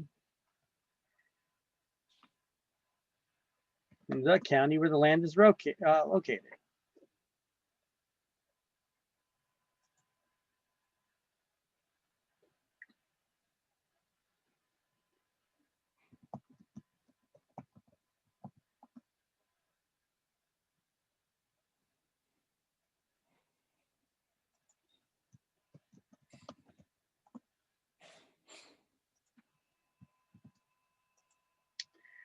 All right. The document must be acknowledged. Any document must be acknowledged before it can be recorded in the public records, though. Now, there's different types of notice that can be given. Caveat emptor means let the buyer beware. It means it's your responsibility. It's the buyer's responsibility for doing their own research. If they want to find out if there's a problem with the property, caveat emptor, let the buyer beware. It's your property. You're responsible for doing your inspections. You do home inspections to find out if there's physical problems with the improvement. You do title searches to find out if there's any issues pertaining to the ownership of the real estate. You do surveys to determine if there's any problems with the land and boundary issues, right? We do a lot of different types of inspections throughout the process. We get an appraisal done on the property to get an inspection of the valuation of the property. All right, constructive notice means the information's available in the public record. Okay, so that's another term to add to your definition list. You'll get that usually on state exam. Constructive notice means the information has been recorded in the public record, and therefore the courts consider any information that's available in the public record that you've already been notified about it. Because if you bothered to search the public records, you could have discovered it. So any information that's recorded in public records, courts consider that you already know about it, whether you searched it or not. Now, actual notice is different from constructive notice. Actual notice is any information that you have direct knowledge of. So if you took the time to search the public records and you discovered that information that was there, you now have actual notice. It's any information that the party has direct knowledge about. That would be actual notice. Caveat emptor, constructive notice, actual notice. Add them to your definition list.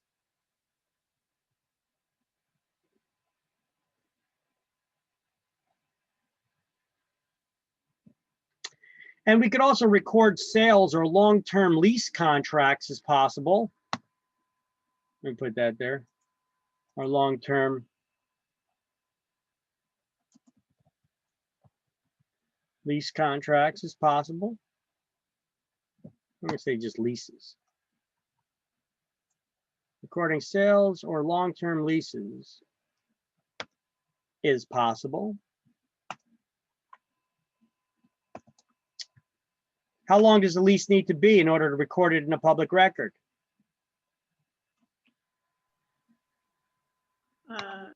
Over 2 years?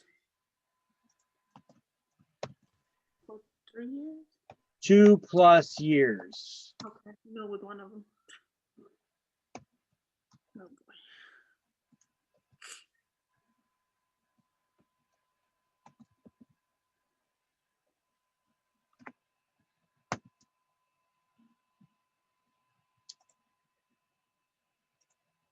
So chain of title.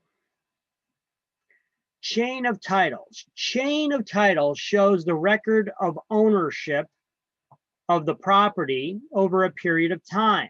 It links one owner to the next using the documents that are readily available in the public records. And if you cannot link one owner to the next because they did not record their paperwork in the public records, they call that a break or a gap in the chain of title. This can be cured by means of a quitclaim deed, getting parties to sign a quitclaim deed, or by taking it to court and having a judge make a decision by looking at the evidence and having the judge make a decision as to who is the rightful owner. They call this a suit to quiet title. Title meaning ownership. Suit to quiet the ownership means it's going to stop any grumblings from any other third parties who may try to claim that they have rights to ownership.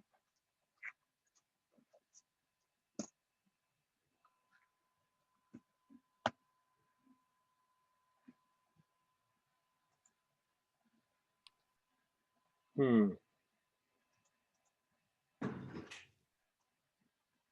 God.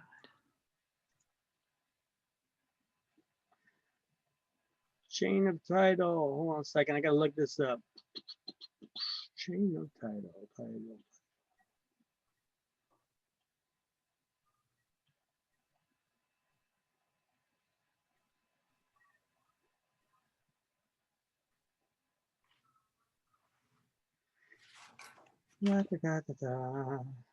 There we go.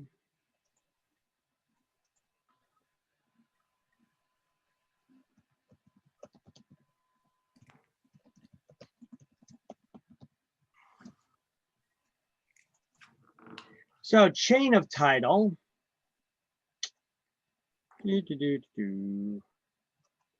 Here's an example. We could search the public records and we could see that Tom used to own the property, but Tom sold the property to Joe, and then Joe sold the property to Bill. So if you could find the records that show that transfer of ownership from one to the next, one owner to the next, each one of those is a link. And when you attach one link to a next, that creates a chain. There's many links in a chain. Title means ownership, chain of title, linking one record of ownership to the next. Make sense? But look, Susie did not buy the property from Bill. That creates a gap or a break in the chain of title here. And how can that be fixed?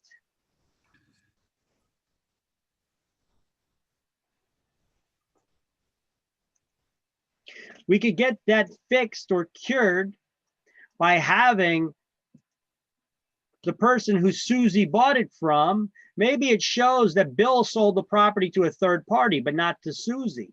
And if that's the case, we could get them to sign a quitclaim deed. Or we could produce our evidence in court that Susie's the rightful owner and have a judge make that decision, called a suit to quiet title. These are the two cures for a quitclaim deed to fix. These are the two cures to the break or gap in the chain of title. What about a title search? Well, a title search this is what we do here, searching the public records. We could order the title search, or you could go down, search the public records yourself. Usually we order somebody to do it who knows what the hell they're doing. And they produce a list of all the documents in chronological order. When you go and you order a title search of the public records, basically a person called an abstractor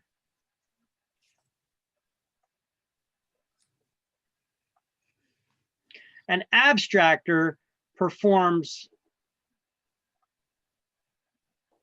a title search.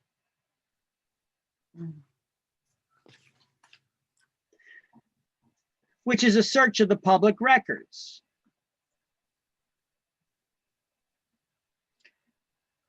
A title search of the public records. Would that be a lawyer?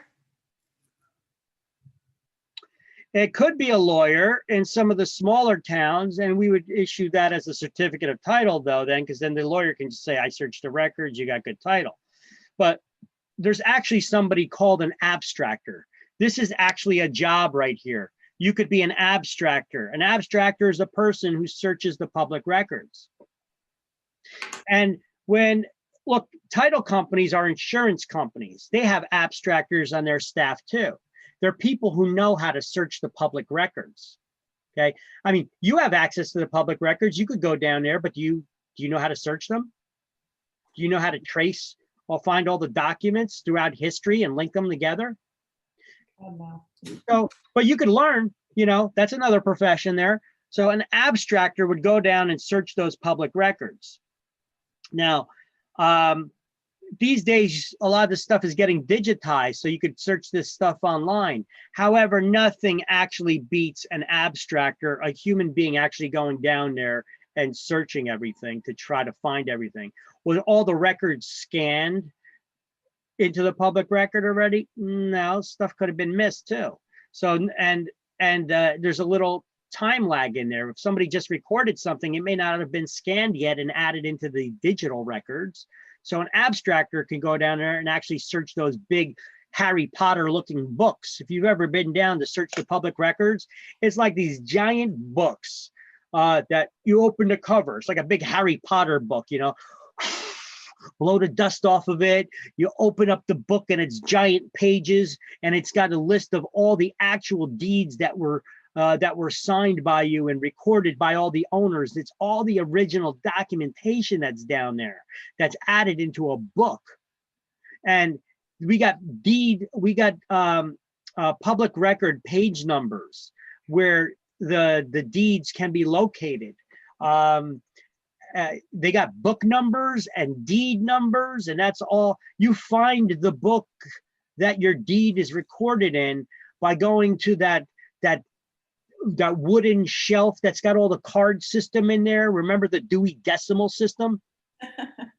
Remember, that's the way a librarian can search the books and find the information that they need. So you could go there, you could find those books, you got to find the card, you reference the card, now you find the book, open that big Harry Potter looking book, blowing all the dust off of it, and the abstractor then goes and searches. They make a list. They make a list, and this list, on this list, they just write down document name, or they make a list of all the documents and the dates that they were added into the public record. And they put all this stuff in chronological order according to the dates that they were recorded in the public record. So there you could see, oh, Tom bought the property from Joe. But when during Tom's ownership, they also have a lot of other information listed here. Under each owner, you know, he may have bought it from somebody else. So it may have had who Tom bought it from, you know, it may have that information here, who Tom bought it from and on what date. Now, when Tom bought the property, didn't he get a mortgage loan? Well, he probably did. And when he got that mortgage loan, it probably says that there's a lien now that's filed in the public record on such a date, on January 10th of 72, you know? And then eventually he paid off that lien. Let's just say that he paid off the lien and a satisfaction was filed.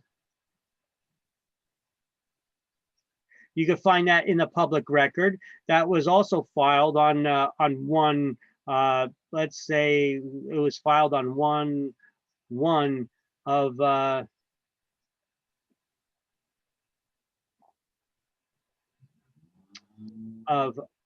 02, 2002. That's about 30 years, right? 80, 70, 80, 90. Actually, it should have been 92. I put an extra 10 years on his mortgage. Okay. Anyway, so he has in 92, there was another document for satisfaction of lien. So you could see anytime anybody had an interest in the property, if you ever had a lawsuit and somebody filed a judgment against them and that created a lien in there, there would have been another lien that was put in there. So you could search the public records and see all the documents that anyone ever had pertaining to ownership. So under his ownership, and then Joe will have another document pertaining to all the documents pertaining to his ownership, and so will Bill. So this abstract is just a condensed history of all the documents that were found. They don't actually make copies of all the documents. It's just a condensed history of all the documents. And it states the number of owners. Maybe when Joe owned the property, he owned that property with his wife, Mary. You know, so now you know there was more than one owner here. So we're going to have to account for it. When they sold the property, did both Joe and Mary sign it? Or did Joe die and then Mary sold the property to Bill? Right? So if that's the case, now we also need documents in here stating that that these two were married. We're going to need a marriage certificate and a death record that showed that Mary had the right to sell Joe's interest in the property. They could have just been friends that owned this property together. You know, so it also depends on the type of ownership. See, all these details matter and they have to go over that. And that will all be listed here in that abstract of title. So the abstract of title, that's what this document is.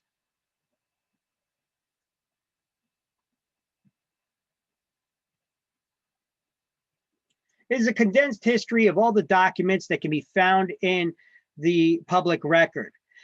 The abstractor would then turn that over to an attorney who would examine that title work and then determine whether you had good ownership or not by saying, okay, well, there was a lien. Oh, that lien was paid off. Did all the previous owners sign the deed that transferred the ownership to Tom? Okay, that looks good. You know, they examine all those documents to determine if you had good title or if there is an outstanding cloud on the title in some way. Okay.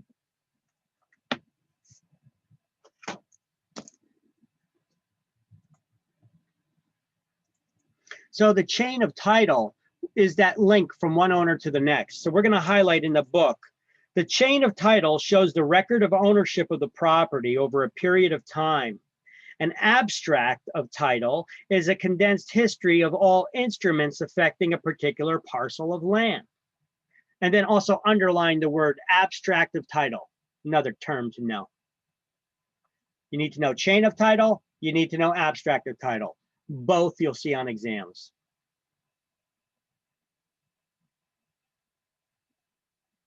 Then it says, through the chain of title, the ownership of the property can be traced from its origin to its present owner. Remember I showed you that goofy email a little while ago that FHA was giving the guy problems about the ownership before they could grant the loan. They wanted him to prove ownership through chain of title, dating back to its origin. Yes. And he dated it back to 1802, which was when the United States bought the land from France. 1803. In 1802, right? So annoyed that attorney was like, well, before France owned it, they got it by right of conquest of Spain. Spain is the one who had that land before France, who then sold it to the United States. Yet you go out today, you got people always like, United States, we went over there and we conquered the Indians. It was their original land. Actually, no, we didn't. That was Spain. And then Spain got beat by France through war. And then France sold it to us. Okay. So if you really want to get technical about it, no, we did not take that land from anybody. We bought it. Right. So let's see, the chain of title, the ownership of property can be traced from its origin to its present owner. Now, if this cannot be done, it's said that there's a gap or a break in the chain. A quitclaim deed is commonly used to bridge such gaps. Sometimes, however, it's necessary to establish ownership by a court action called a suit to quiet title. I mean, if you wanted to, I would either highlight that next paragraph or put a box or just an asterisk around it, just so that you have a read on it that further explains what's in that, what the chain of title and abstract of title do. All right. Now, evidence of title. There are four forms of title evidence or proof of ownership. Right. So a deed is just a document that's used. A document is sometimes referred to as an instrument in the legal world. So a deed is a document or an instrument used to transfer one's right, interest, or title in real property, but it's not proof of their ownership. What are the four evidences of title or four proofs of ownership? So I'm going to say four evidences of title, but I think I had another slide where I put it in English as well. I had it in both legalese and the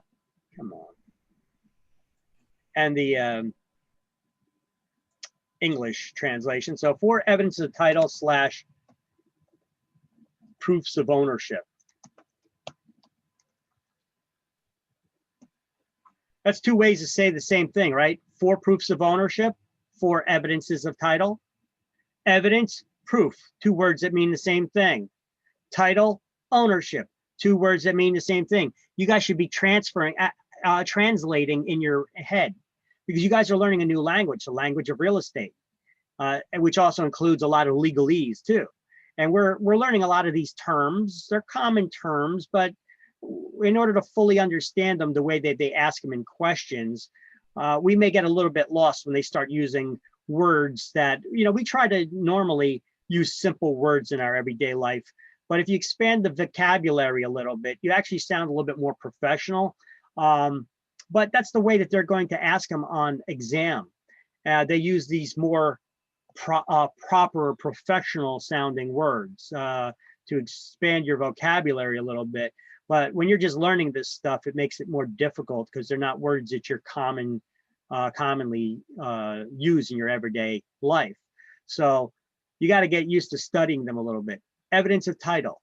If you're reading it on a question, as you're reading the question, just stop right there, translate in your head.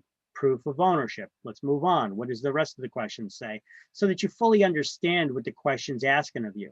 Because if you just read the whole question and you didn't understand what it was that they were asking of you, by the time you're done reading that question, you're going to be like, wait, what?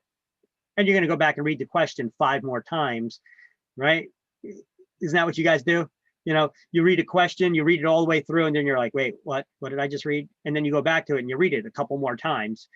How about you stop when you're already confused and clarify, what did I read so far? Let me translate it in my head so that I understand, and then let's go through with the rest of the question. So here are the 4 evidences of title. Abstract of title with attorney's opinion, which we're going to highlight this. Highlight in the book, evidence of title. If you don't have it already highlighted, I think we skipped to this ages ago.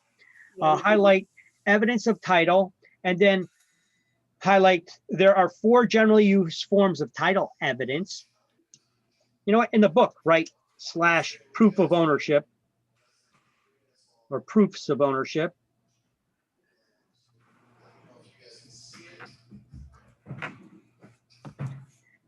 And then highlight abstract of title with attorney's opinion, a certificate of title. So what's an abstract of title with attorney's opinion? Because the next couple of pages are just explaining what this is. Instead of going over that, I'm going to explain it in this list, and we can skip those pages. An abstract of title, it's a condensed history of all the records pertaining to ownership that can be found in the public record. So an abstractor makes a list of that. They make that condensed list, and then they give it to an attorney who will then examine that list and determine if you have good ownership or not. If the abstractor missed something and made a mistake, they have errors and omissions insurance that would insure them. If an attorney made the mistake on that report, you'd have to seek the satisfaction from the attorney, meaning that you would probably have to sue the attorney. Good luck with that, especially if they're a Supreme Court justice in New Jersey now, right? So that's one form of ownership. The next is a certificate of title, which is often oral or implied. What is an implied contract?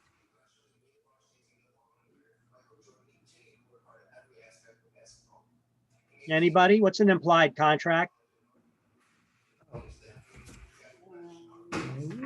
It's a contract that's expressed by your actions rather than your words, right? So often an oral or implied contract. So basically, this is usually not written. It's usually not in writing. A certificate of title in some of the rural locales, an attorney may not hire somebody to go do the public record search. They may actually go down and search the public records themselves. And then they're like, oh, you got good ownership. Now, I wouldn't want to rely on that, but a mortgage company may. The lender that I'm getting a loan from to buy my house, they may just tell that lender, I searched the public records, they got good ownership. So they'll take the attorney's word on it. A title insurance policy, there are 2 types of title insurance policies that the attorney should be explaining to any potential buyer, but you can do this as well if you want to be a better agent.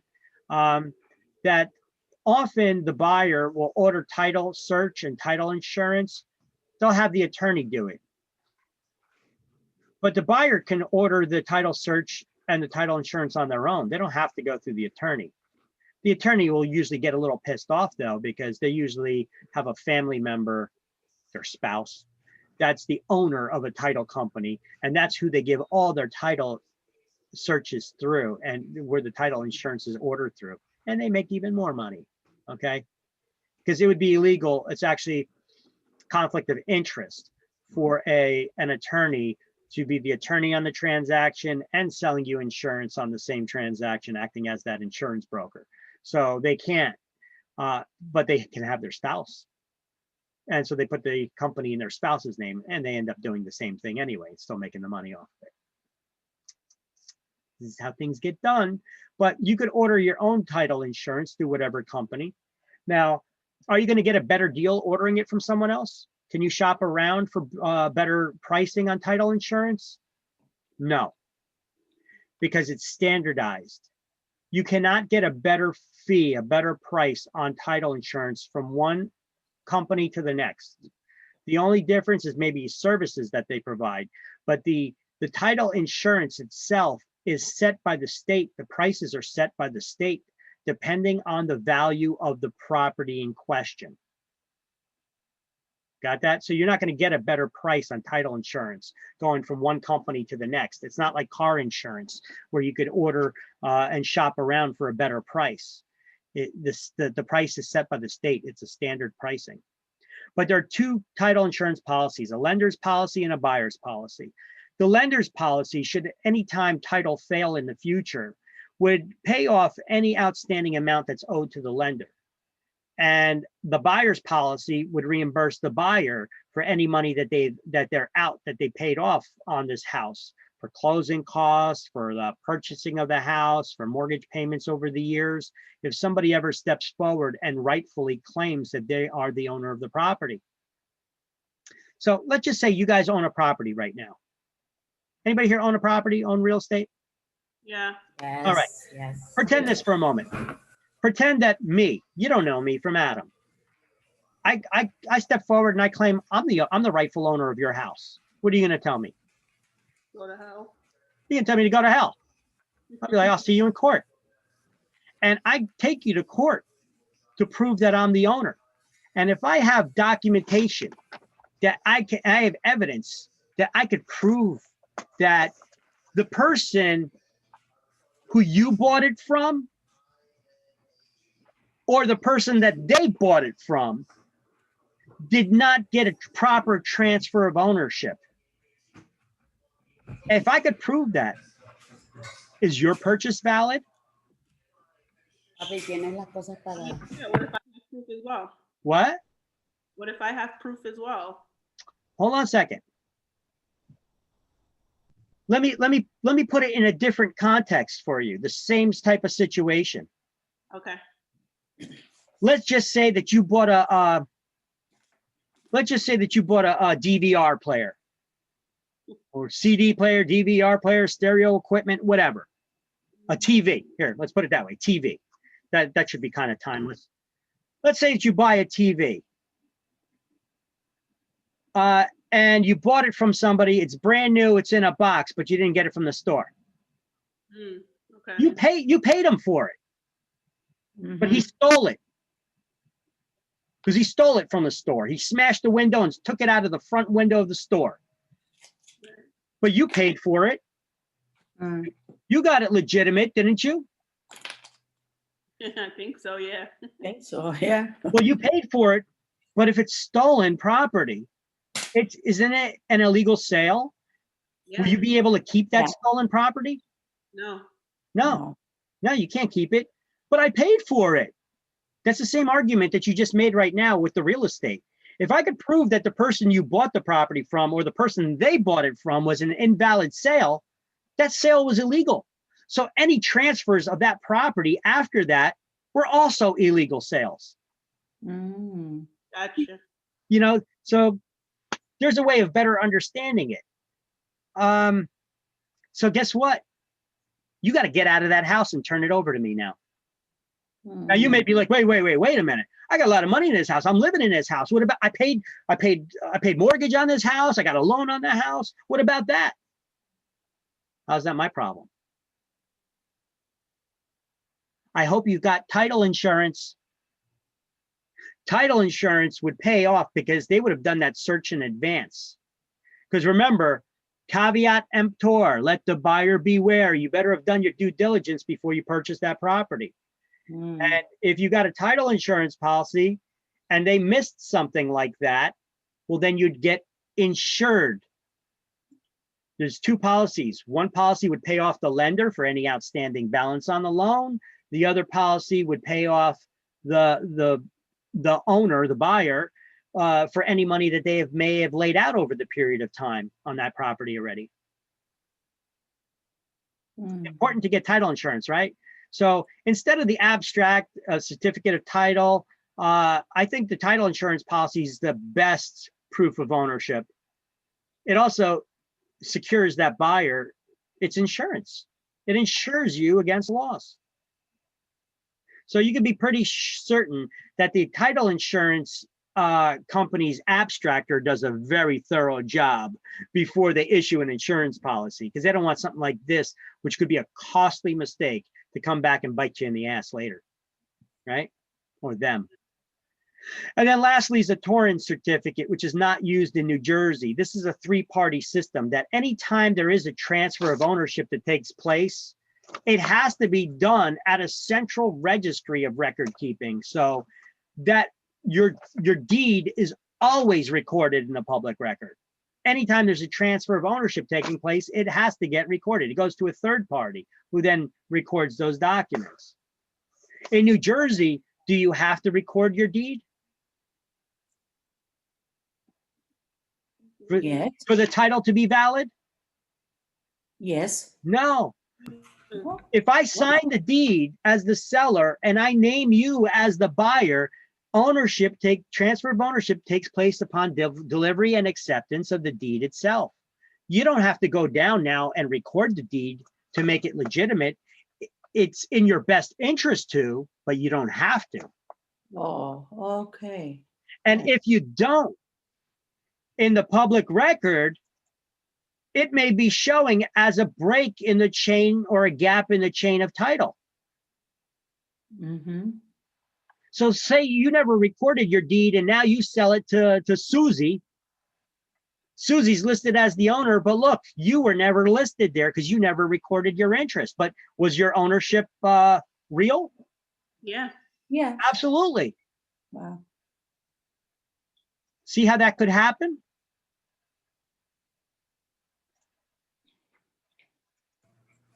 Things that make you go, All right. So those are the 4 evidences of title. You need to know them for exam.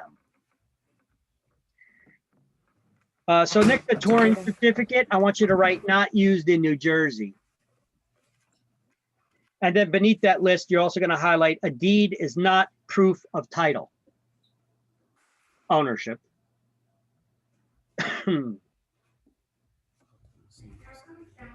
So I have another slide here that's basically the breakdown to study from pertaining to these words.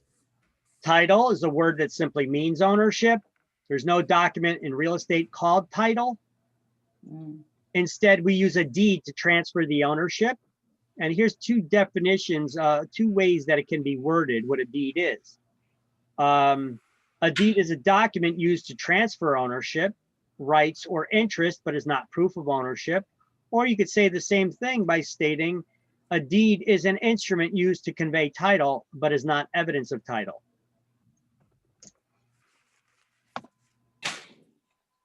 So I'm just going to write there on that slide over here. 2 ways below to explain the same thing. Okay.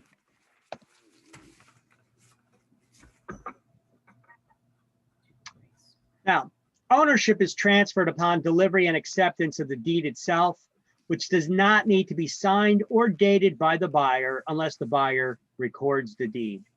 In order to record a deed, everybody needs to sign it and their signatures need to be acknowledged. What is acknowledgement? To transfer? Sir? No, it's the, when you, what's the guy? Oh, it is to be notarized. I mean, that is, the document has been affidavit. And what's the purpose of acknowledging a document? To prevent forgery. There you go. Yeah. All right, so recording a document means adding a document to the public records. Why do we record documents in the public record? To put the world on notice of our interest in the property. The word document is the same thing as the word instrument. Transfer means convey. Title means ownership. Evidence means proof. You like this slide? I explain everything. I kind of dumb things down a little bit, make it easier to study from. What are the 4 evidences of title? It's another way of saying, what are the 4 proofs of ownership? See page 349. Abstracted title attorney's opinion. I got the breakdown. Boom. Good slide to study from? I think so. Yes. Yeah. Not to toot my own horn or anything, but toot toot. Hey, you're welcome. Thank you. Thank you, Victor. You're welcome. All right.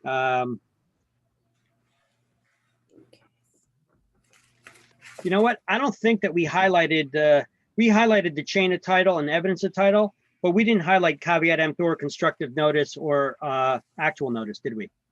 No. So let's do that now. Go back to page 348 and under notice, highlight caveat emptor, let the buyer beware.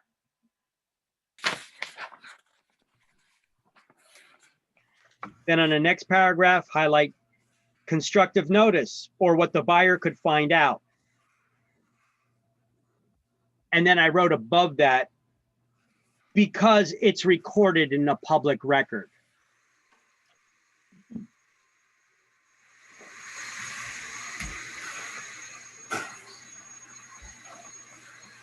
Because it's recorded in the public record.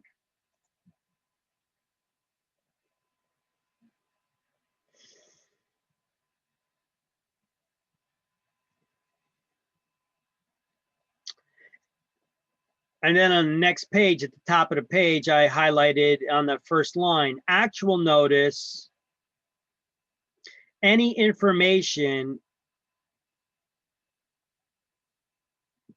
which, and above where it says he or she, I wrote, you have direct knowledge.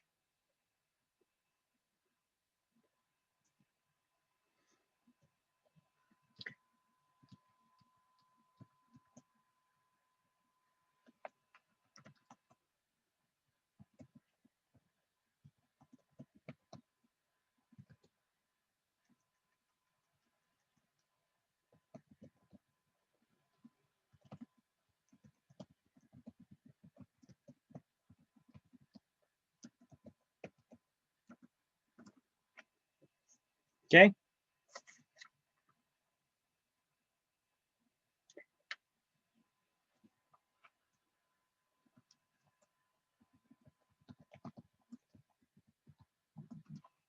Okay, good. Yeah, no? Yes, yes. Yep. Yeah. Okay, so turn the page. 350. We talked about the title insurance. Page 351 talks about title insurance, abstract with attorney's opinion, torrent certificate, and certificate of title. Then it says marketable title on page 351. Marketable or merchantable title, it can be referred to as on exam. Hint, hint. Can you buy a property that has defects in the title? Yes, you can. So you can buy a property that has encumbrances in some shape or form. Yeah. If you All want. right. If you're still willing to buy the property with those encumbrances, then it's known, then it's considered that the property has marketable title. But if there are so many defects pertaining to the ownership, there's so many encumbrances that you can't find anyone that's willing to buy it, it's known that you do not have marketable title. So you understand what marketable or merchantable title? Marketable means that it's sellable. Mm. If it's so banged up, that title, that nobody's willing to make you an offer on it, that, you know, there's too much problems with the ownership, that nobody's willing to buy it, you don't have marketable or sellable title. That's it. That's all that term means. Okay. Okay. So let's highlight marketable or merchantable title is one that is so free from significant defects other than those that the buyer has agreed to accept.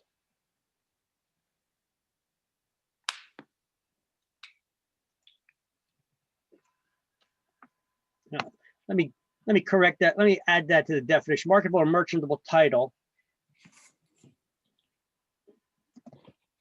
is so free from significant defects other than those the buyer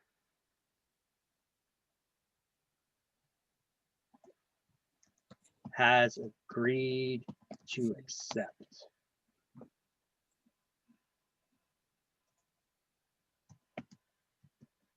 Marketable means sellable.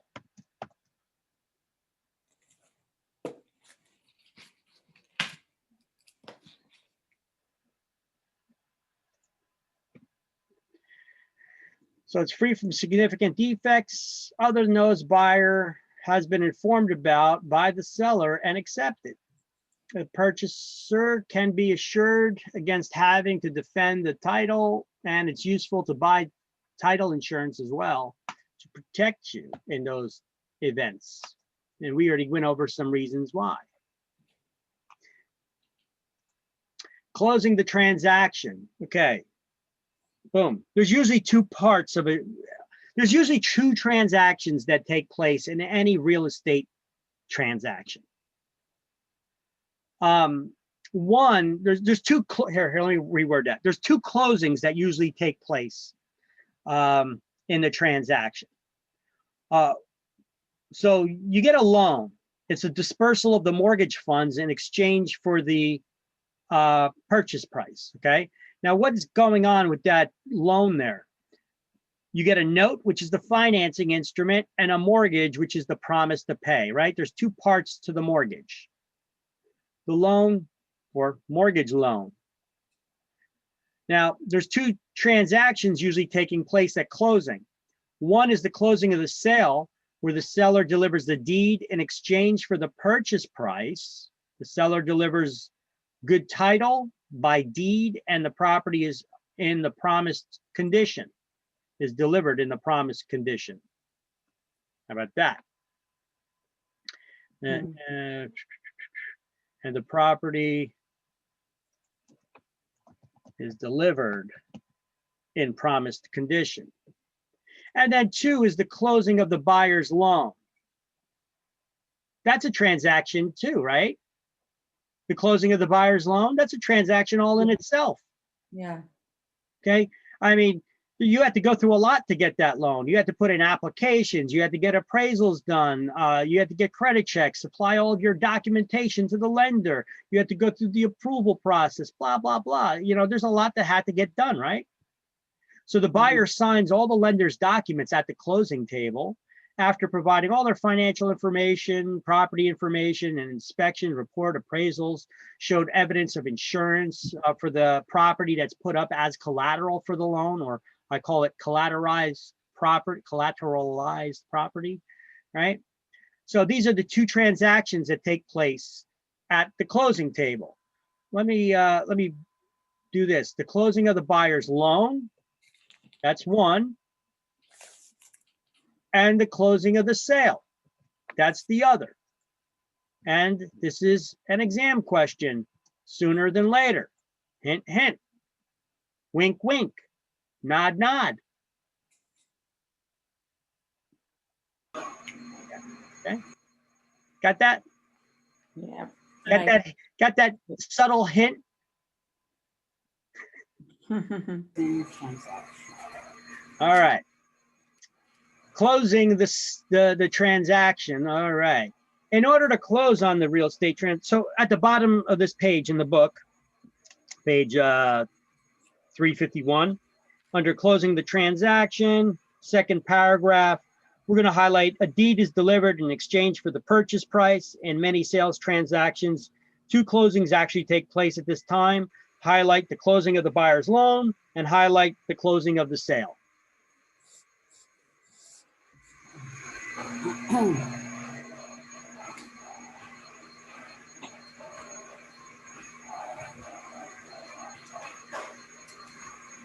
Was somebody in a machine shop? All right. So the closing of the transaction, the lender's interest at closing. The lender has interest in the closing process, don't they? You turn the page. You can see the buyer has to obtain homeowner's insurance. That's our job as real estate agents to make sure that buyer orders homeowner's insurance a couple weeks before the closing to make sure that they have it ready. You're not going to close on a real estate transaction unless you have insurance for the property. That insurance would insure the lender's collateral in case that property burns down or something happens to it, it floods, that their collateral is insured. because the property is the collateral for the loan that they're giving you, isn't it? CO is a certificate of occupancy.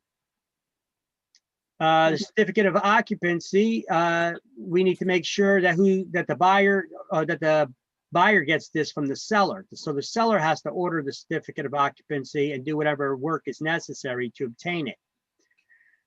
Same thing with fire inspections. They got to make sure it has that one working carbon monoxide detector or whatever your municipality requires, and that the smoke alarms and fire extinguishers are installed. Another thing is our job. When we walk through that house, look for these things to make sure that they're there. You're not going to close on a transaction because you're not going to get those inspection certificates. And you guys are going to be pissed off when you have delays that you got to reschedule and pay for another city inspection because the batteries were dead, or the detector was missing from the ceiling, or the fire extinguisher is not there, or is not charged, or what have you. You know what I do? I'm going to give you a little bit of advice. Buy a combination carbon monoxide, smoke and fire detector, one of those 20-year battery ones, and get a small fire extinguisher labeled to put out ABC type fires, and keep it in your car, put it in your trunk, along with a little step ladder and some basic tools. Okay. And if I go to a property for the inspection and I see that the seller did not replace the batteries, or they didn't put the detector there, or the fire extinguisher, I'm going to install one, and I'm going to bill them for it at closing. Okay, to make sure that we get that, inspection. Otherwise, they'll fail you for the inspection. You got to get the work done, pay for another inspection, wait for the scheduled inspection to come. Delays. We got to be sensitive. What about the buyer's rate lock for their mortgage loan? You know, so we as a seller's agent got to make sure that this stuff is in place already. So I actually carry tools, and I do carry around a carbon monoxide detector and a smoke fire detector around in my car, in my truck. I got one under my back seat. I got a storage compartment, and I keep that stuff in there so I can give it, so I could mount it if I need to. And I got a step ladder in the back of my truck. You guys can get these small ones that are foldable and aluminum, super light, and you can carry it in your trunk. Because look, if there's nothing in that house, the house is empty, there may not be a chair for you to stand on to try to install one yourself, or it may not go high enough, you know. Check this out. If you guys go to Aldi, you could get one there. Often they carry tools that are super cheap at the Aldi stores. It's a step ladder. It's actually pretty tall. It's not quite a ladder, but it's like a painter's ladder, you know, but it's small enough. Oh, well, for me, I could fit it in my truck. It may be a little bit too big for a car, but you could get ones that are foldable, that are kind of shorter, that you could fit, that'll be high enough that you could reach the ceiling still. All right, because sometimes you guys may need to do that. Otherwise, it's going to be delays. Or you could be just make sure that you're diligent, riding that property owner's butt, making sure that they do what they're supposed to. Okay. All right. So we got to make sure that the seller gets those the buyer gets those wood destroying insect reports for the lender. Otherwise, they're not getting a loan. The lender is also going to want to make sure that the property's not in a flood zone, because if it is, they're going to want that buyer to have flood insurance as well. Flood insurance is required for 100-year flood zones, but not for the 500-year flood zones. How do you find out if a property's in a flood zone other than asking the lender? Because they'll tell you. Records. Go to FEMA. Go to the FEMA website. So you could go to the FEMA website. Hold on one second. Let me open up a web browser and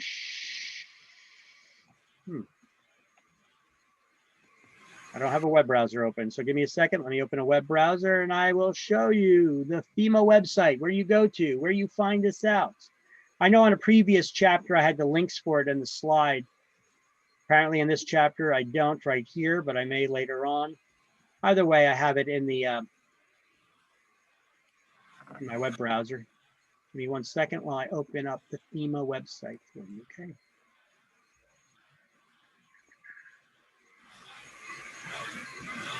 Oh,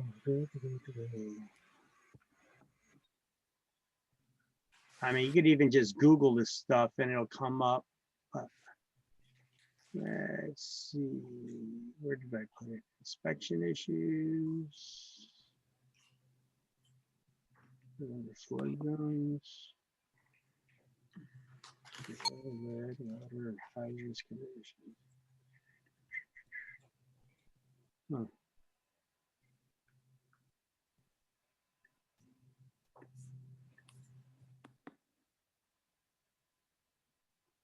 My links are so, I try to categorize them, but they're all over. There's so much. There's so much.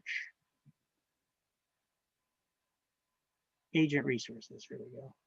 Boom. FEMA flood map service, there we go. And let me share that with you so you can see what I'm looking for.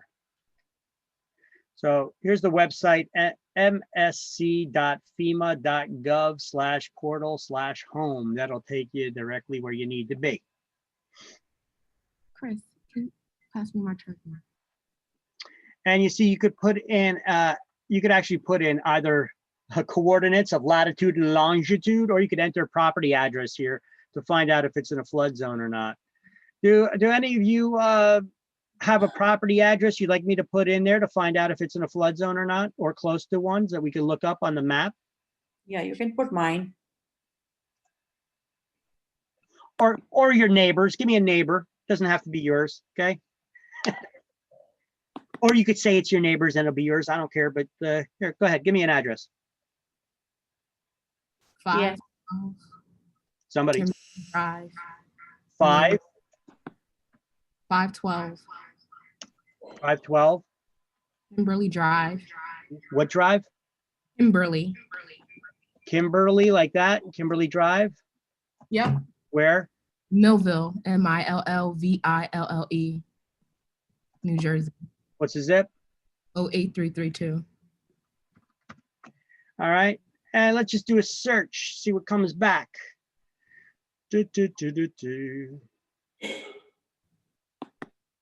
So you see there are some, they show you sometimes these maps are being revised, or there's amendments or revalidations. Okay, so you see there's one revalidation here. So sometimes we may want to open these supplemental materials to find out if there's additional documentation that we need to see. If the map is not so clear without us even looking at the map yet, we could see there's additional documents here pertaining to it that could change the outcome of whatever we see on the map.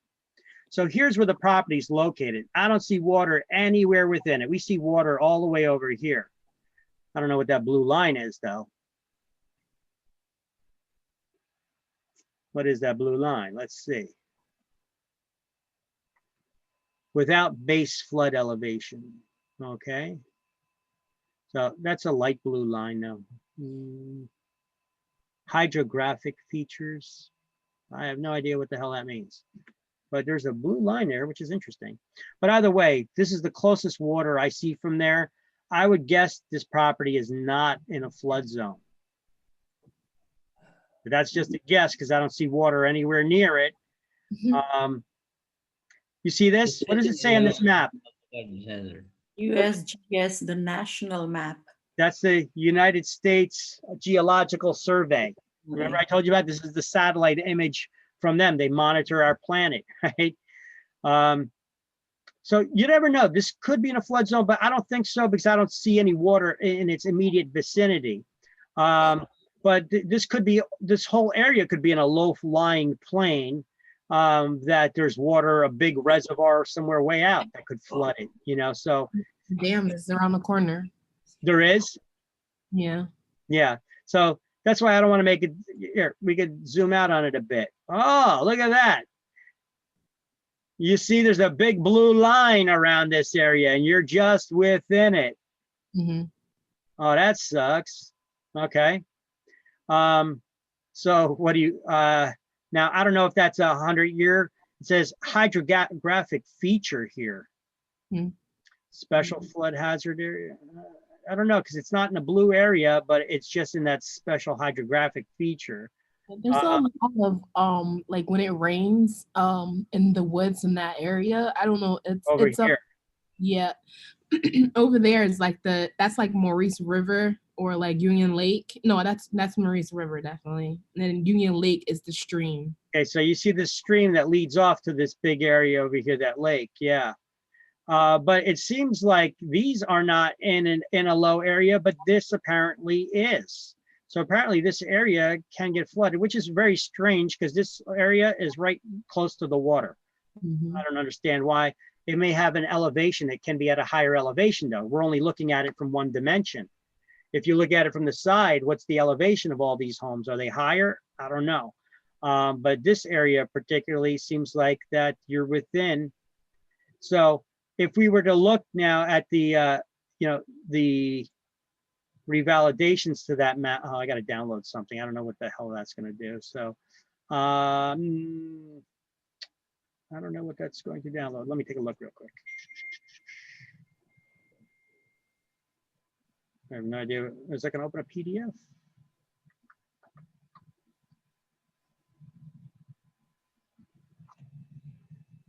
So it's opening some supplemental material here for City of Millville, something that was done in 2016. Yeah, that's the 512 is Mayor Santiago's house. That's my neighbor. He's the mayor of Millville. Uh-huh. Okay.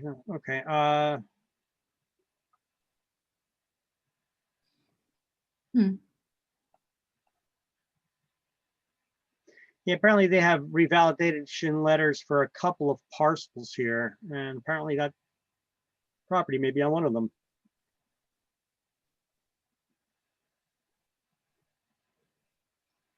Or not. That address isn't listed here. The Hangebridge Road one is outside of the development. So sometimes it's not as clear, right? When we look at these flood maps, sometimes it may not be readily clear. Okay, actually now, all of a sudden when we zoomed in now, check this out. Now we see the water all around it and through it. That was not readily available to us a couple minutes ago, was it? No. Yeah, I remember I was saying the dam is around the corner, so it's like Yeah, a dam. Yeah, that's not good. Dams flood low-lying areas. So if this is a low-lying area, yeah, it's in danger of being flooded. And even though we're zoomed in too much. But I saw that blue line. I saw something's up. And look at that. You get that blue line around that area.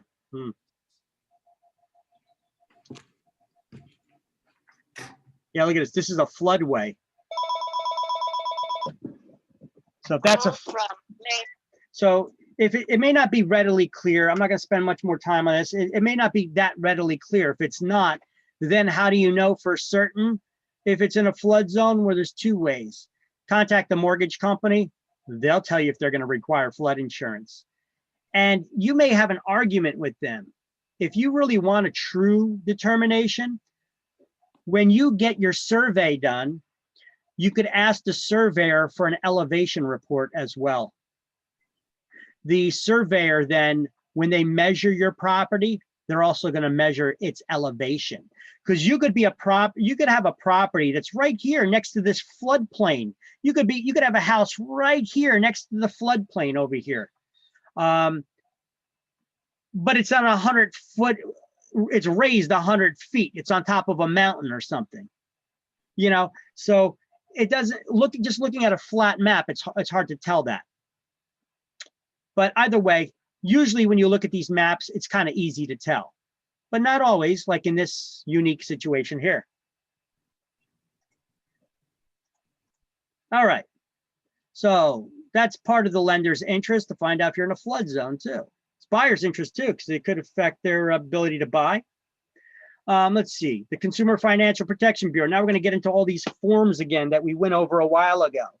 we got all these closing documents, and they merged the old documents. The TRID is the TILA RESPA Integrated Disclosure. RESPA is the Real Estate Settlement Procedures Act. And what is the purpose of the RESPA CD, which replaces the RESPA HUD 1 closing disclosure?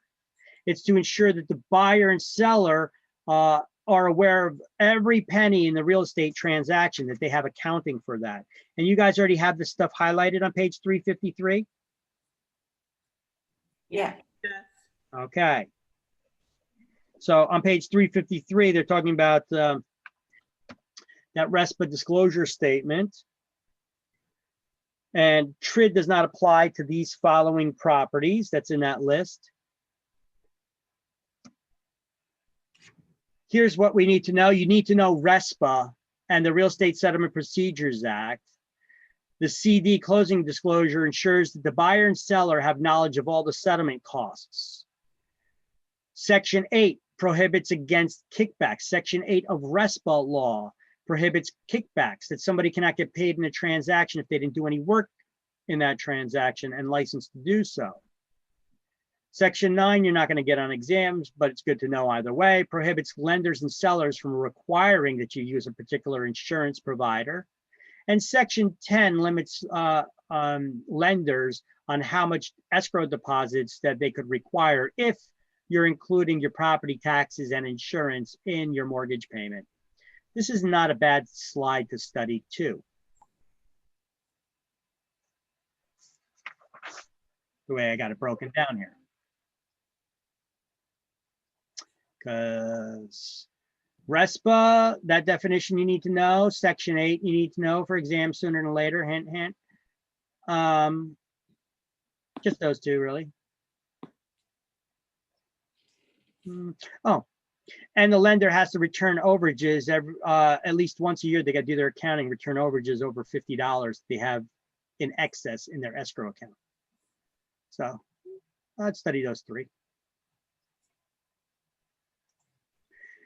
Okay, TRID. The CD is the closing disclosure. It must be given 3 days before closing, but at least a minimum between 7 days between the LE is given and the loan estimate and closing occurs. Borrower should compare the loan estimate to the CD, the closing disclosure, because if there's a difference between them over certain tolerances, then the lender is required to cover those costs. Instead of saying required to cover them, I'm gonna change that to required to cover the costs.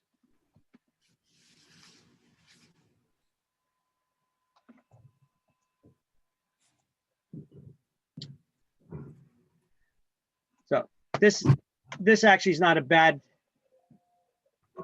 This is not a bad slide to understand the CD, the LE, and that you should be comparing the two. Now the title procedure, let's see, well, on page 354, right smack in the middle of the page, it says, under TRID rules, the lender is required to provide the 5-day closing disclosure, the CD. You guys have that highlighted there? Page 354. Yeah. Under Yeah. TRID rules, that one. You're Yep. gonna highlight that little paragraph there or sentence. Yeah, have it.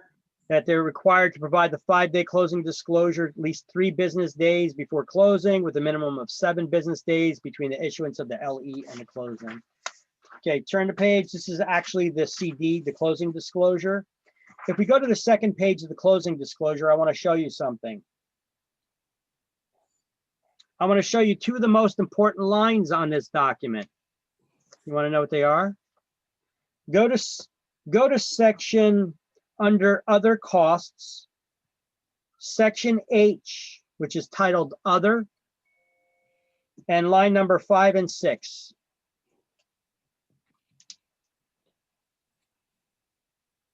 Commission? There you go. Important, most important lines of that page, right? Yeah. Uh-huh.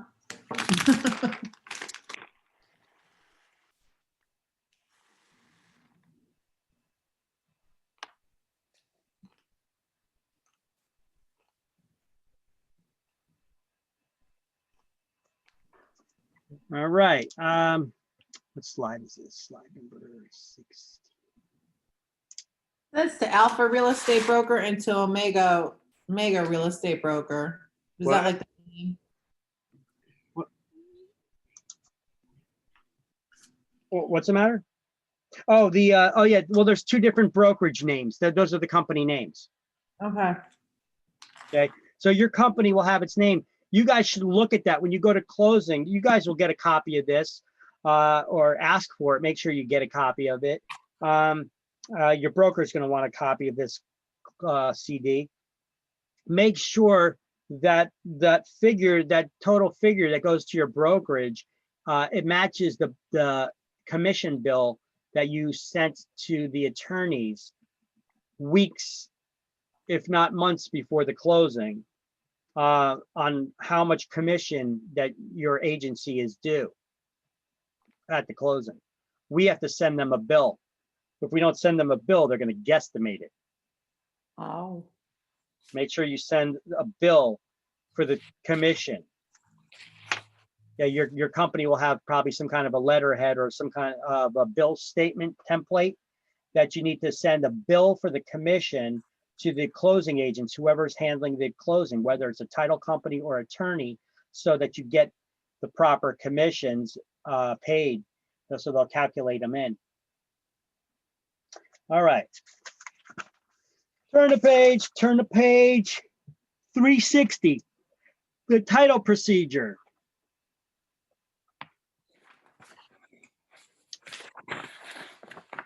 So when we do a title search, what is the purpose of the title search?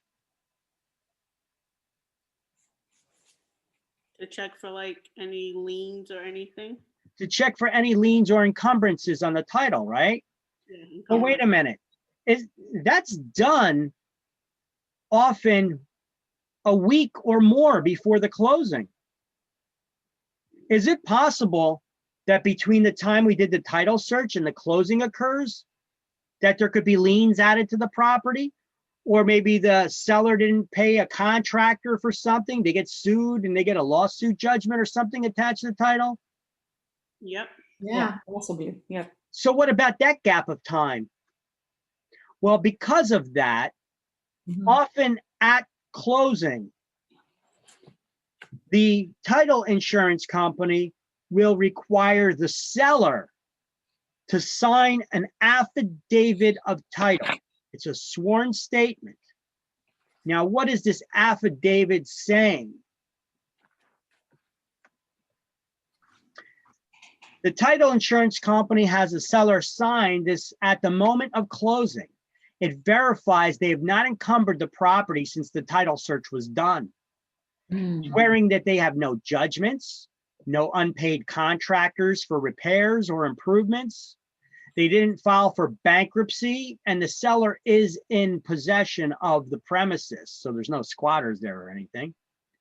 And by doing so, the title company obtains the right to sue the seller if they lied or any of the information they provided is untrue.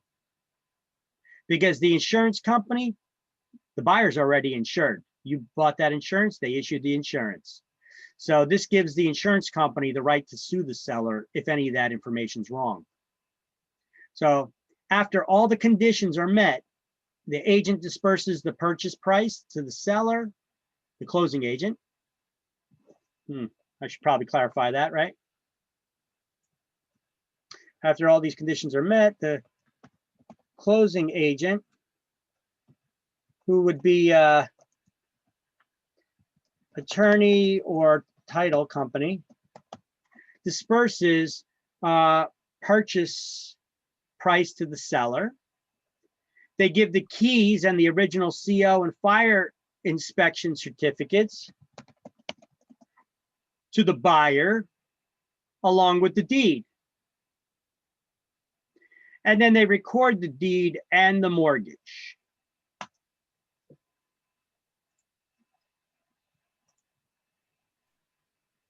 Okay, let's highlight now on page 360, the second paragraph. You're pretty much putting the entire second paragraph under the title procedure, put a highlighted box around it that explains what an affidavit of title is. So you're going to highlight affidavit of title there in that first line, and then you're going to put a highlighted box or highlight the remainder of that paragraph, which defines what exactly an affidavit is, like I did on this slide. But I want you to write above affidavit of title there, signed by the seller.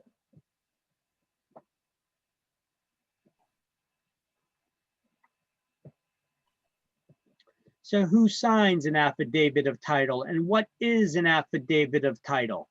You need to know for exams.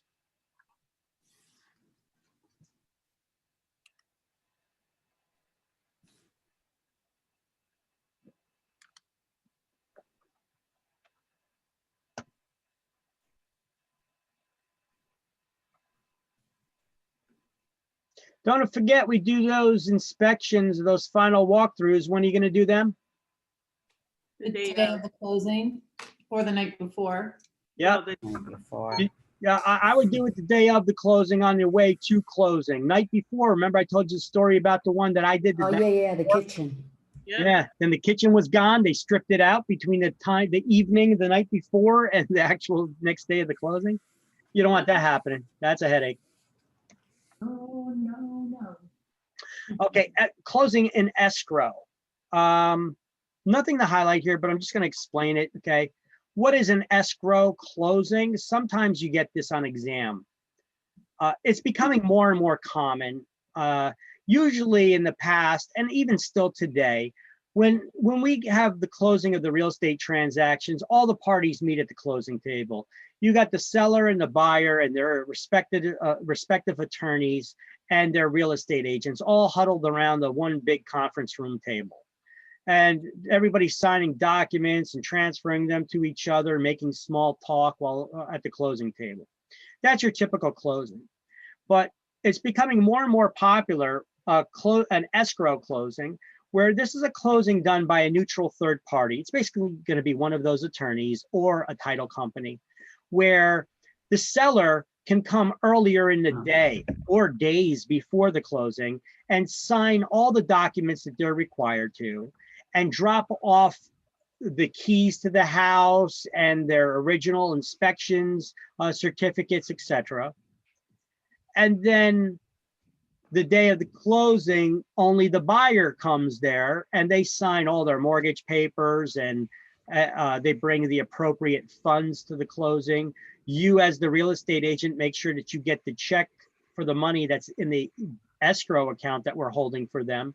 It would be so embarrassing for you if you showed up to the closing and said, "Hey, where's my commission?" And the seller and the buyer's like, "Where's my money that you were holding in the bank account for me to buy this property?" Oh shit, I forgot. Yeah, it's gonna be embarrassing, and you're gonna have to run back to the brokerage, hope that the broker is there and ready to be Johnny on the spot and writing you a check at your beck and call because of your poor planning. Okay, make sure that before the closing, you give sufficient time, days in advance, to the broker to prepare the closing check. You're gonna need to find out who that check gets made out to, whoever the closing agency is that it's going to be going to their escrow account, because they're the one that's then writing the checks to everybody, distributing or redistributing the funds. Okay, so it's a neutral third party that performs the closing in an escrow, and everybody does not meet at the same time. They all can meet at different times there. That's becoming more and more popular. What's that? Even in New Jersey, I mean, is it getting common even in those original states? Well, everywhere it's becoming more common, you know. Seller doesn't want to sit there for the whole thing, watching the buyers filling out their paperwork and everything. Seller just wants to sign their paperwork, drop it off, the keys and whatever they need to, and they're out, you know. They'll get their check and stuff later. But, you know, it still happens where we got everybody sitting at the closing table. It's just becoming more common where they're meeting at different times, because it's more convenient for people, because they don't have to all be there. But if they're not all there at the same table and something forgets to get signed, then it becomes a pain in the ass, you know? So it's a good idea to have everybody still at the closing table. They just try to do this for people's convenience. Okay. Now, preparation of the closing statements. Who prepares the closing statements? All the closing documents. Well, usually the attorneys do it together and with the title company involved. So each party helps and does their part. There's a lot of documents and things involved, a lot of moving parts in the closing and expenses involved. The broker's commission, who pays that?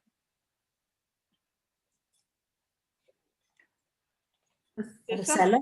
Seller. The Attorney's seller, fee, seller. each party pays their own attorney fee. The recording expenses, both parties have recording expenses, so they both pay. The realty transfer tax, you know that the seller actually pays a tax when they sell their property. It's the buyer doesn't pay it, it's paid by the seller. The only time that the buyer would pay a tax is the realty transfer tax is always paid by the seller. The only time that the buyer pays a tax, I think it's coming up on an additional slide, so I'm not going to adjust this. It would be a mansion tax if the property is $1 million or more. Title expenses are paid for by the buyer. That's their insurance, as well as any loan fees, taxes, reserves, and insurance that make up your closing costs. Additional mortgage related fees, if any, appraisal fees, well, they were paid directly to the appraiser when that was done. Any survey fees or prorations of taxes or utility expenses would have to be done at closing as well, which that's the math problem we're still going to do. So the realty transfers fee, or RTF, that's tax that's paid for by the seller. Always paid for by the seller. Who pays the realty transfer fee? Tax. Seller. Seller. Always by the seller. You need to know that for exam. The mansion tax is a tax that's charged to the buyer if the property value is $1 million or more, no matter if it's a vacant, unimproved, or developed lot. The tax is 1% of the purchase price, in addition to the realty transfer fee that the seller pays. I do have a calculator for this, if you guys want to figure it out.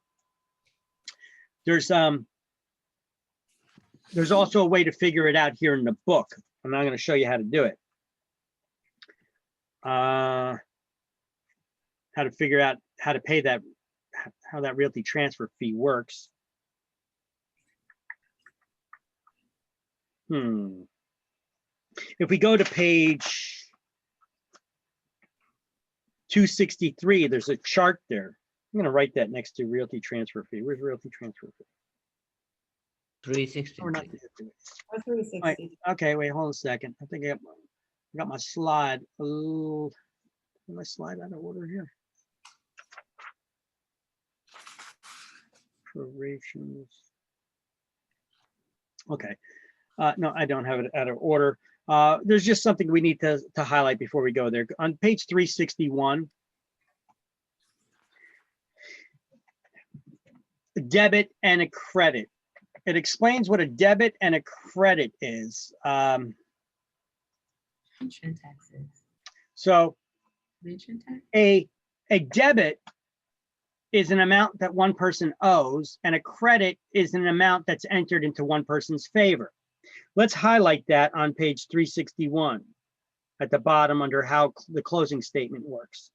A debit is a charge or an amount that the party being debited owes and must pay at closing. A credit is an amount entered into one person's favor, either an amount that the party already has paid, an amount that the party must pay, or being reimbursed for.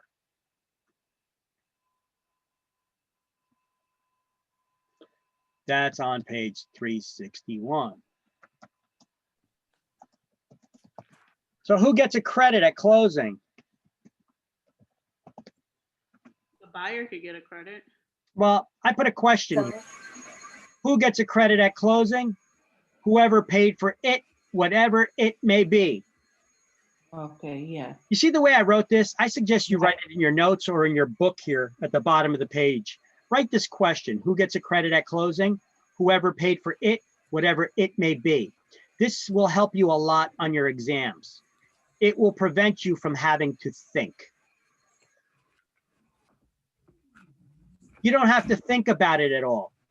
Who has to pay for the remaining heating oil that's in the tank in the house?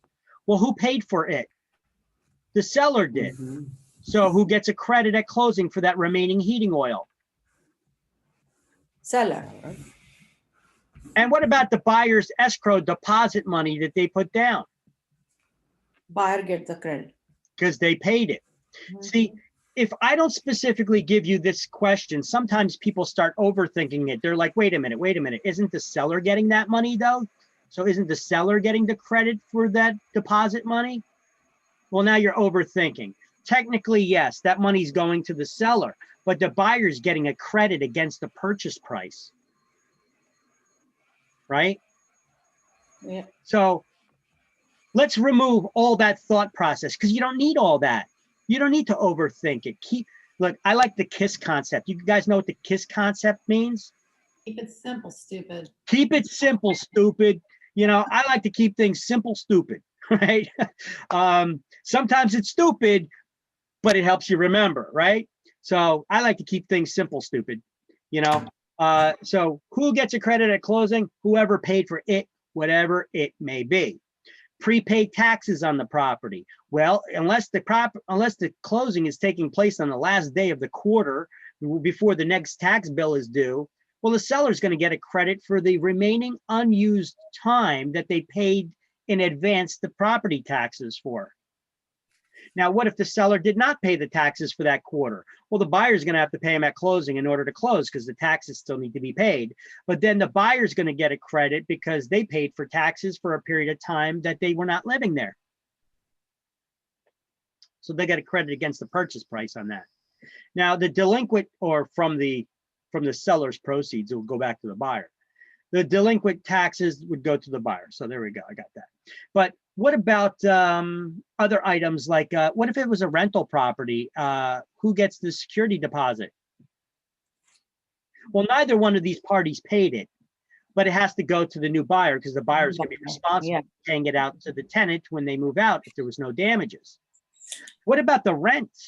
If the closing's in the middle of the month, does the seller get to keep the rent for the full month? I mean, because the rent was paid on the 1st, right?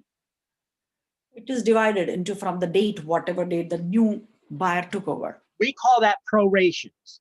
Prorations. That's prorations. We need to calculate. So if it's $1,000, if the rent is $1,000, let me pull out my calculator here. Let's put a little more realistic rent. Let's just say the rent is $1,500 a month, right?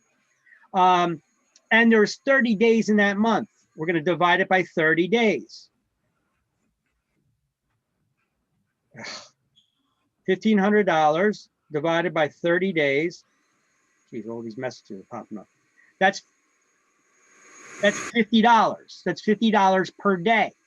So if the closing was in the middle of the month, there's 15 more days to go, times 15, the buyer will get a credit for $750. Okay, that's how we do the prorations. Now, generally, who owns the property on the day of the closing? The buyer. The buyer does, that's right. So the buyer is responsible for that day's expenses, for the property taxes, for any expenses up until that day. The buyer is actually responsible. The buyer owns the property on the day of the closing. But technically, who is charged for that day's expenses?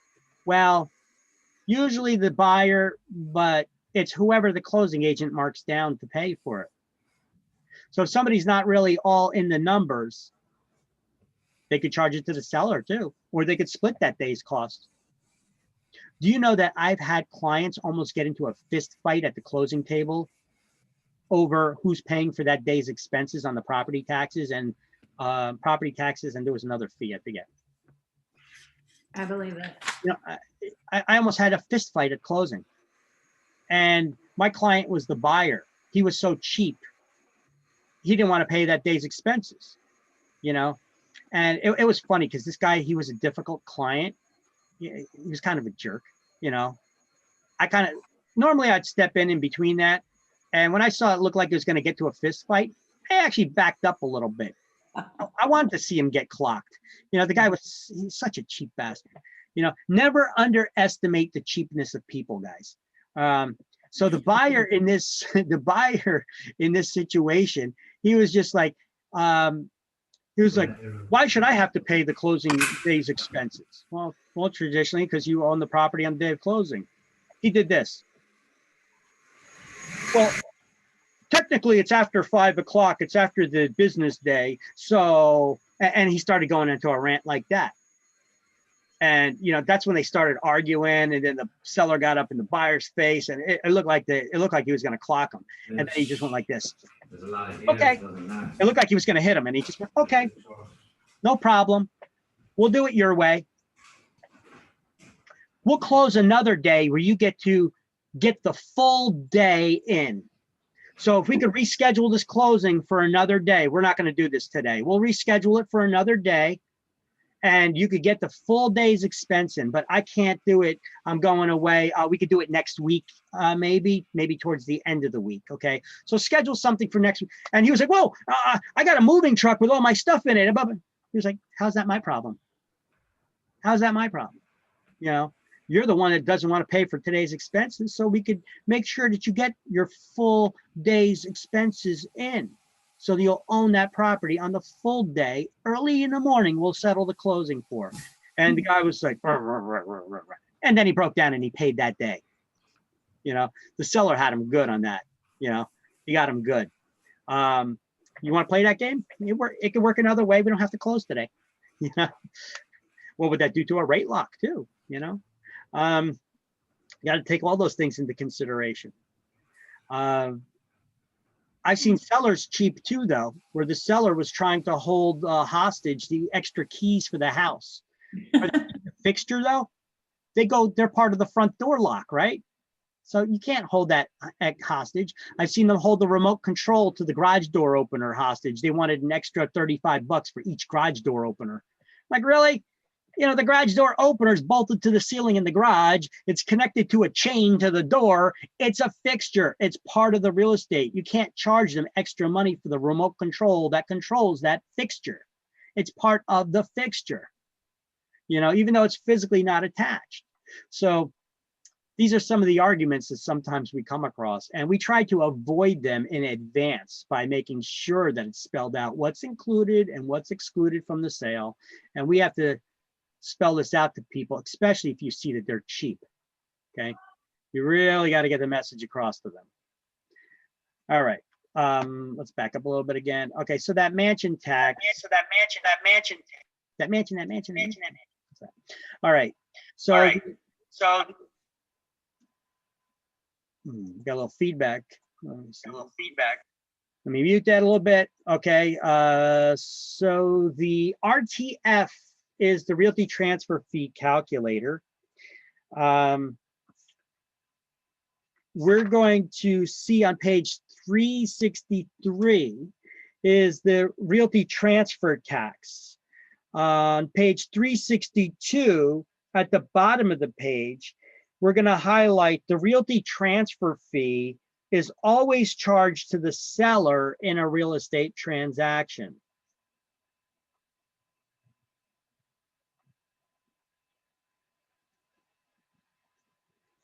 Don't worry, we don't got too much more. We're almost done here. And then on page 363 is a chart.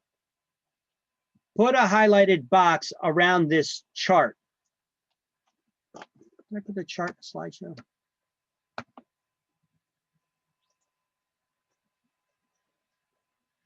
No, I didn't.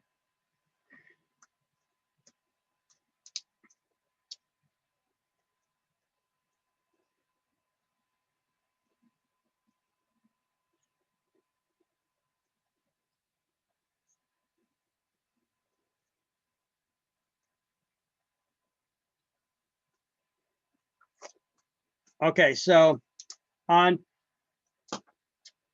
On page 363 is a chart. I want you to put a highlighted box around the entire chart. And then I want you to draw a highlighted line straight through it. I want you to make a cross. I want you to draw a vertical and a horizontal line across it straight through the middle where it says senior citizens, blind persons, disabled persons, and low income. I want you to draw a line through it. So there would be, you're separating the left side from the right side of the chart and the top from the bottom, where the top part of the chart is for most real estate transactions. The bottom part is for seniors, blind and disabled and low income persons. Cross out where it says moderate income. They're using the top part of the chart.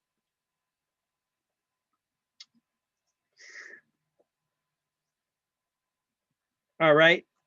And then at the very bottom of the chart, it says paid by the buyer. You're going to highlight where it says for real estate zoned for residential use, whether improved or not, the purchase price is equal to or greater than $1 million. The buyer will pay a fee of 1% of the purchase price. And right after that, mansion tax. That's the mansion tax. That's what we voted for. And when we had one of our primaries or presidential elections, they give you the public option questions on the side. Ages ago already, New Jersey voted for this because the way that they worded it in those public option questions, they made it sound like, oh yeah, it's the rich man. You know what? Screw the rich man. Let them pay their fair share of taxes. For the way that they worded it, you know, they try to build hostility between average folk and rich folk. Okay, and you know what? That's not a good way to live. You know, anger eats at your soul, guys. You know, if you make it big and you become a millionaire, I don't care if you hit the lottery or if you worked hard and got it. I don't care. I say good for you. Congratulations. Sure, I'm a little jealous. I wish I was in your place, but you know what? Good for you. I'm not going to hold grudges against people like that. You ever hear of karma? There's a nasty word for her that goes around, right? Yeah. So it can be. Look, if you people voted to pass this law for the 1% mansion tax, but when developers buy large pieces of land that they're going to put condominiums and affordable housing on, I'm sure they paid more than $1 million for those large pieces of land. So they're going to have to pay an additional 1% tax. You think that they're going to eat that cost as a loss? Or do you think they're going to build it into the end purchase price, and those buyers of those low and affordable income housing, you think that it's just not going to drive the price up on their properties? So when those people were voting to try to stick it to the man, who'd they really stick it to? All right, you got to think about that. Themselves. That's karma right there, right? Yeah. That's a healthy dose of karma. And they probably don't even realize it because they're not taking this class, right? They're just thinking, the mansion tax, we stuck it to them. Dope. Stuck it to yourself. You're driving up the price of housing because this is the way politicians pit us against each other. They do the class warfare thing, thinking that we're fighting against these other people when all that's really happening is the politicians are taking advantage of us, using that anger against each other to create a new tax that they could steal our money. That's all that happened. That's all that was accomplished there. And what happens? Where does the money go for the mansion tax? It goes to some general fund that the politicians can lose the money. It gets, you know, who knows what they do with it. All right, so this chart shows you how to calculate the realty transfer tax. I do not think that we're going to get this on exam. I don't think so at all. But I'm going to show you how to calculate it. All right, so if you look at the chart here, if the property is $150,000, we're going to use the upper part of the chart. We're going to pretend that they're not poor, blind, or seniors. If you use the top part of the chart here, let's just say that there's a property that's $150,000. what is going to be the tax, the realty transfer tax on a $150,000 property? Well, what does it say? We're going to use the left side of the chart because it says for sales prices up to and including 350,000, you're going to use the left side. And for the right side of the chart, you're going to use for sale prices over 350,000. So if we were to actually look at the chart,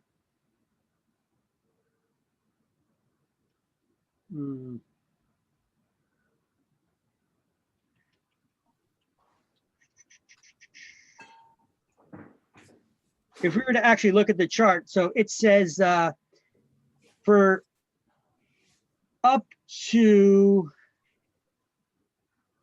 $150,000 value, the tax is $2 per 500 of value, right? So what do we do to calculate this? Well, there's $150,000 of value. We got to see how many times 500 goes into that. Let me pull out my trusty calculator there. And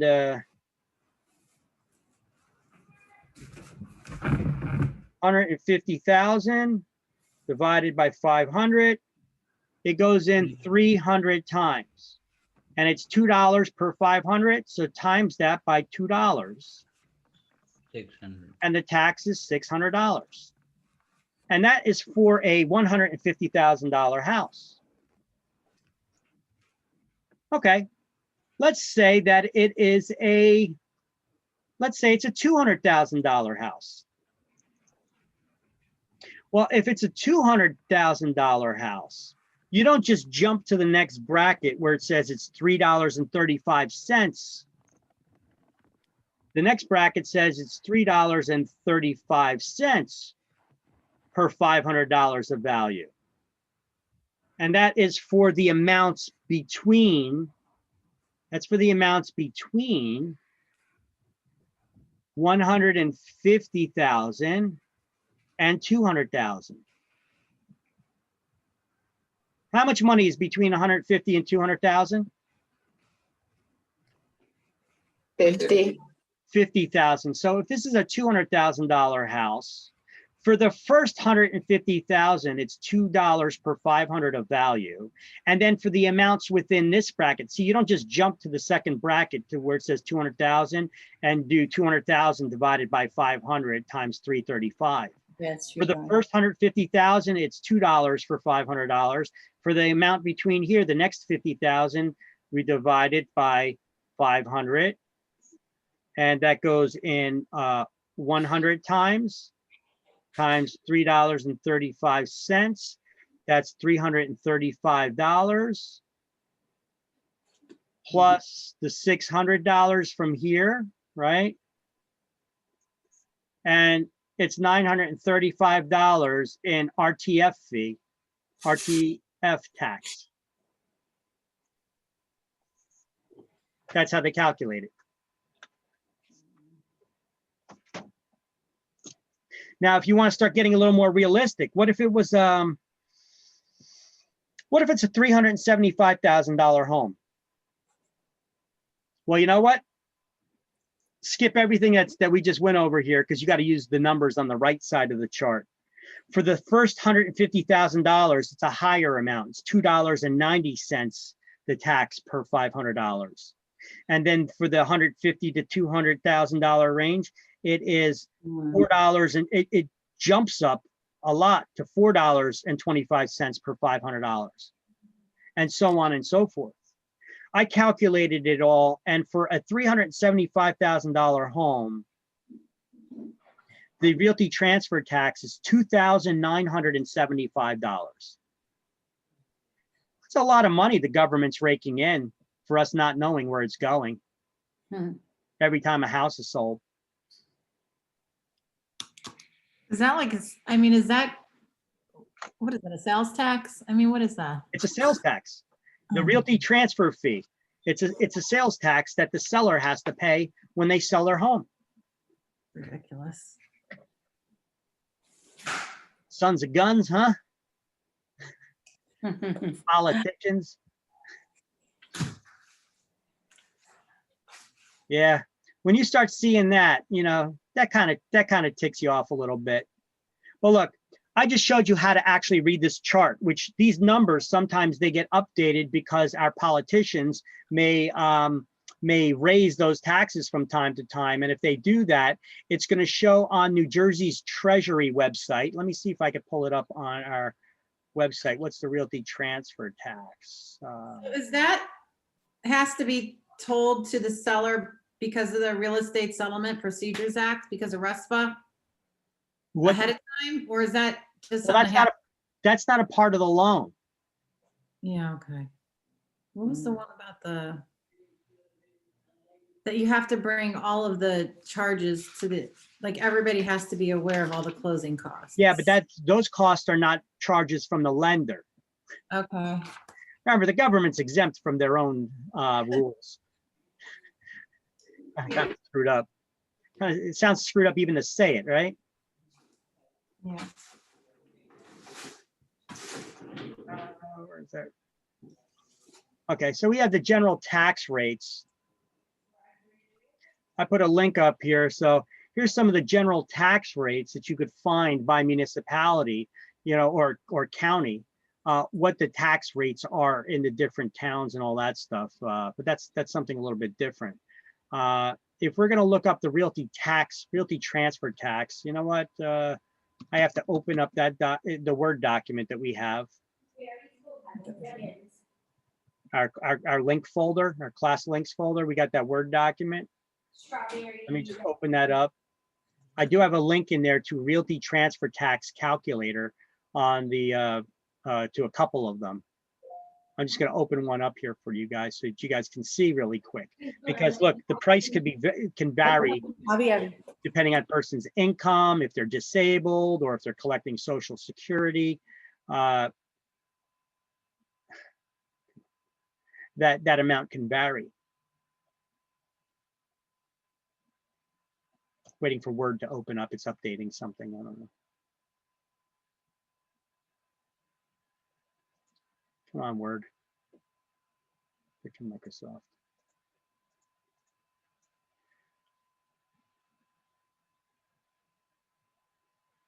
So it's going to be right here on this website on the Division of Taxation, just to prevent me from having to search around for it. I'm just going to look really quick on our class links in our Word document for our class links folder right here. So I'm just going to search RTF.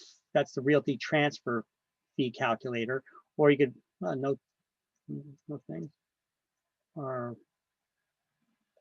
calculator, no match. What?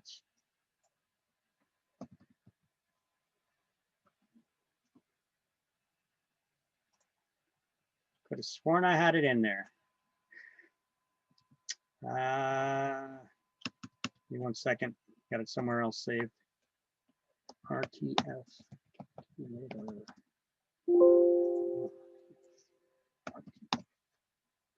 Search in all open documents.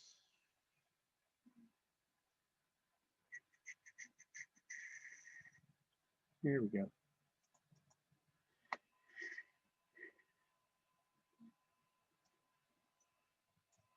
Okay, I'm going to add this to the Word document right now. I do have a realty transfer tax calculator. I could have sworn I already had it in here. I just may have it written as something else. I may have spelled out realty transfer tax. You know what? Let me just search tax.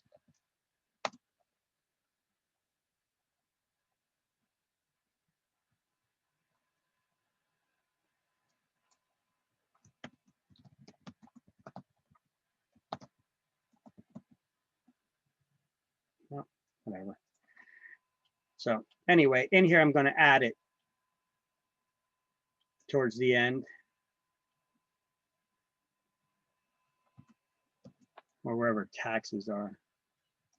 Tax links, tax.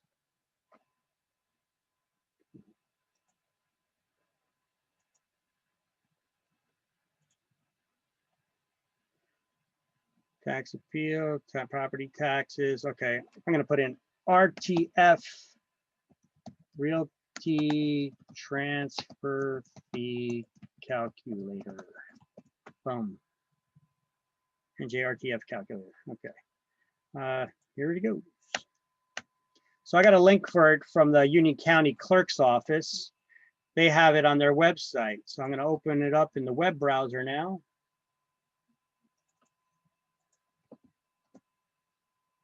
There's other ones I have too, but here's one here. What is the consideration? Let's just say it's a $345,000 house and they're not a senior or they don't get any of these exemptions. If I calculate it, oh, no, calculate it. The realty transfer tax is $2,066. Let's put in that $375,000 and see if any amounts have changed. It was $2,975. That's what I told you guys before, right? So we know that we calculated it properly. So there's a lot of these RTF calculators out there that you could find. We need to find it though, make sure that's specific to New Jersey. So the Union County Clerk's office put one together. There's a lot of title companies that have them on their websites as well that you could find, that you could maybe even get the code for it and integrate it into your own website to have some sort of a tools for your clients who search your website, right? So I just added that to our Word document. So now we have that info there. I'm also going to add it right here to this slide, the RTF calculator, New Jersey RTF calculator. There you go. And I'll try to add more later too.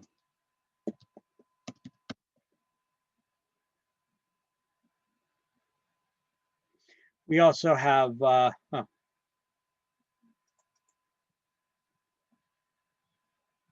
actually got a bunch of RTF calculators here. For New Jersey State website, those charts, they could be updated as well. I got all those resources right here. I'm going to just shrink this down a bit. Okay. There's a bunch of calculators and resources for calculators here. From Realtor.com has it. Union County has it. State of New Jersey. You could get those charts for the calculator.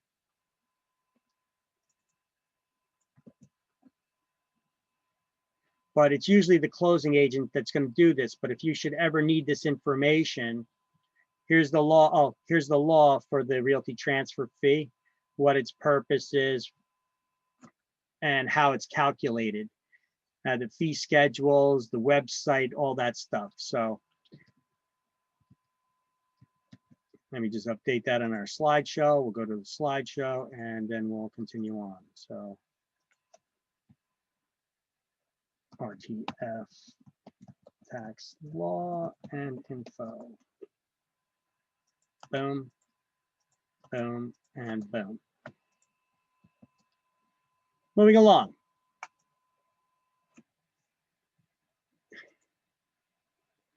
Prorations, whoever pays for it, who has to pay for the expenses, whoever paid for it. There's a term here we need to learn about. So the arithmetic of prorations, but let's first learn about, if you go to page 364 under prorations, there's a word called arrears.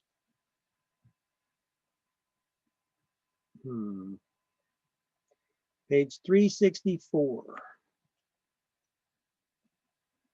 Should have had it added to this slide, so I'm going to add it to this slide.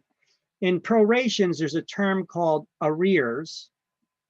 Arrears is after the end of a period for which something is due. Okay, we got credit, debit, and I'm going to add arrears to this slide. Where's your rear?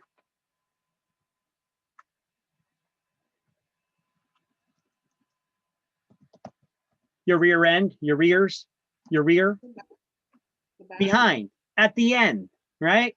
So that's what arrears are. Arrears is at the end of a period for which it is due, whatever it is, right? But we need to know that term arrears as well. So I added it to that slide. So now we have what is a credit, what is a debit, arrears, and then who gets a credit, whoever paid for it, whatever it may be. So here you go. This slide is another awesome slide for you.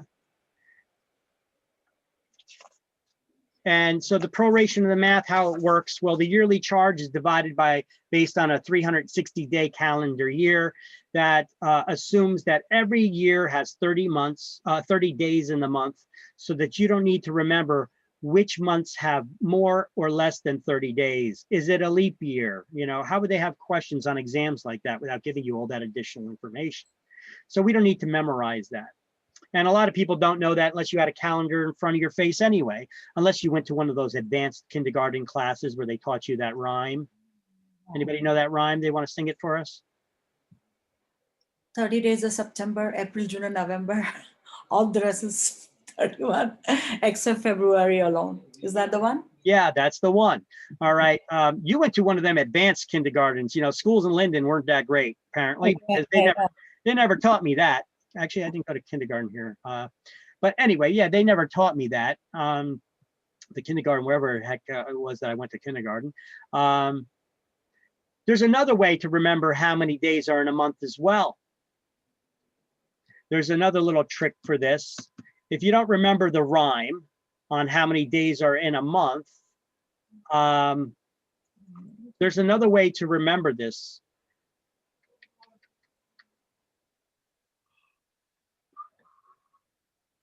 There is another way. I swear, I just need to find it.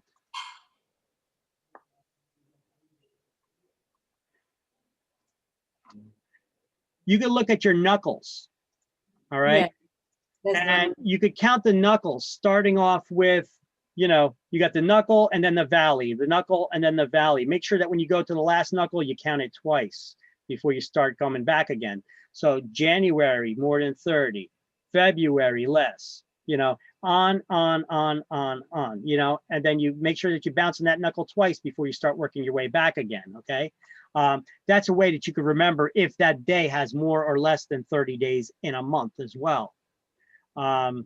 That's another neat little trick that I had learned that I'm sharing with you, passing along and trying to figure out these videos, class contents.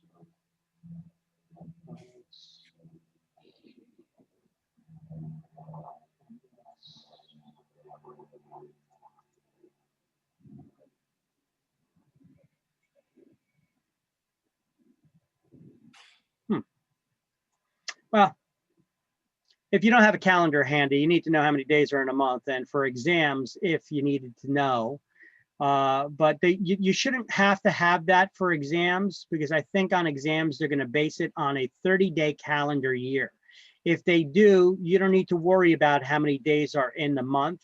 You just need to know that every month has 30 days, and you could do your calculation based on that. Like if there's $1,500 a month rent and you need to prorate the rent per day, you just divide it by 30 days. Taxes, you're going to prorate based on that. Now in real life, when we're doing prorations, annual charges are based on the number of, based on a 30-day calendar month. Monthly charges or daily charges, we're going to base it on the actual number of days in the month. So we need to know the actual days in the month for those types of calculations. And this is really ticking me off. I can't find it. Oh, there we go. Boom. Remembering the days in the month. All right, so.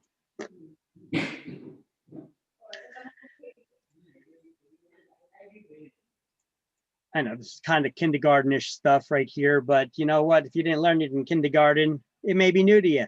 How do you remember how many days in a month? You know, I teach you guys as if you know nothing about nothing, right? It's the best way to learn, I guess. Not going to assume that anybody knows or has the knowledge about the stuff and why it's taking so long for it to load.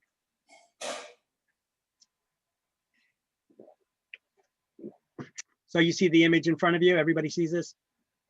There's even that little rhyme, 30 days, half September, April, June, and November, all the rest have 31, except February, which has 28 days, okay? And of course, leap year, which is 29. Anybody here born on leap year? February 29th? I had an uncle that was born on February 29th. The good part to it, I guess, is you only age a lot slower, right? And here, Yeah. and here's the trick here with the counting of the knuckles, right? I'm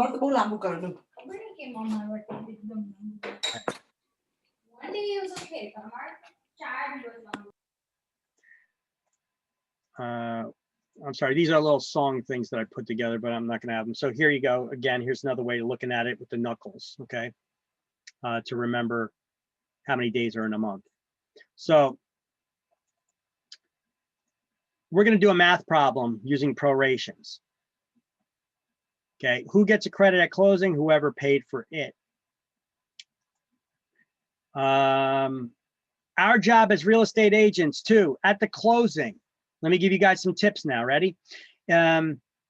Make sure if you're the listing agent, or look, even if you're the buyer's agent, you got to reach out and find out from the listing agent or the seller who the utility provider is for the gas, electric, etc. for that area. Make sure, or the cable TV and all that good stuff. Make sure that you have the utilities transferred into the buyer's name. You get that information, you supply it to the buyer. If you're the listing agent, your job is to make sure that the seller gets a final meter reading. You have to tell them to do this. They may not be thinking about these little details. You have to. Our job is to make sure that the transaction moves as smoothly as possible for our clients. So make sure you tell the seller to get a final meter reading for all their meters and to turn off the utilities from their name on the anticipated day of closing. And then you have the buyer, let them know who the utilities are, and they can arrange so that the utilities don't get shut off. Just on the day of closing, they get transferred to the buyer's name. So as a buyer's agent, you should say, we need to make sure that the seller gets their final meter reading and that the utilities are switched into the buyer's name on the anticipated day of closing. And then hopefully you close on that day as well. Listen, you're going to save the buyer a lot of money this way, because if you don't and the utilities get shut off, they may be a couple days, if not a week or so, before the utility company gets somebody to come out and turn on the utilities again for them. So they may go some days without water, gas, or heat. And there's an additional charge, a hookup fee that utility companies charge, which could be in the hundreds of dollars, which they could avoid paying any of that if you just smoothly transferred it down at their main offices. You have them switch the utilities that the billing is going to get automatically transferred to the different party's name. That's how you're going to be a better agent. Okay. You guys have to let your clients know this before closing to make sure that that is arranged. Because if they just shut the utility off, you know, you're costing that buyer a lot of money. You could actually save them money. Okay. So arrears is at the end of the term, which an amount of money is due. I have it there. Here's the responsibilities of the attorneys. The seller's attorney is responsible for all the details about the title. They're responsible for clearing up any problems found. Who's responsible for discovering those problems? The buyer's attorney, right? They order the title search and they discover if there are any problems. If there's any problems that are found, who's responsible for clearing them up? Attorney. Which attorney? Buyer. seller's attorney. And then the buyer's attorney needs to confirm that. So buyer's responsible for discovering the problem. So their attorneys are responsible for discovering the problems. The buyer's side the seller's side is responsible for clearing them up because they promised that deed free and clear of any liens or encumbrances, right? So we got on page 366, the arithmetic of prorations is continued here. And then closing. I want you to highlight the seller's attorney is responsible for all the details of the transaction that concern the title to the property, clearing up the problems anyway.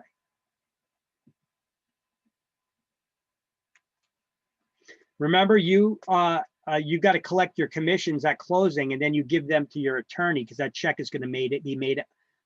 You got to give it to your broker because that check is going to be made out to your brokerage. Your broker deposits it in the escrow account. Then they have how long to pay you your commission? 10 days. 10 days. Within 10 days or as soon as the check clears, whichever occurs first, right? Yeah, but I'm so sorry, but where is this thing about where we're supposed to be highlighting? I Page feel like, 366. oh, okay. Under closing, Oh, I it's the see. first line there. The seller's attorney is responsible for all the details of the transaction that concern the title to the property.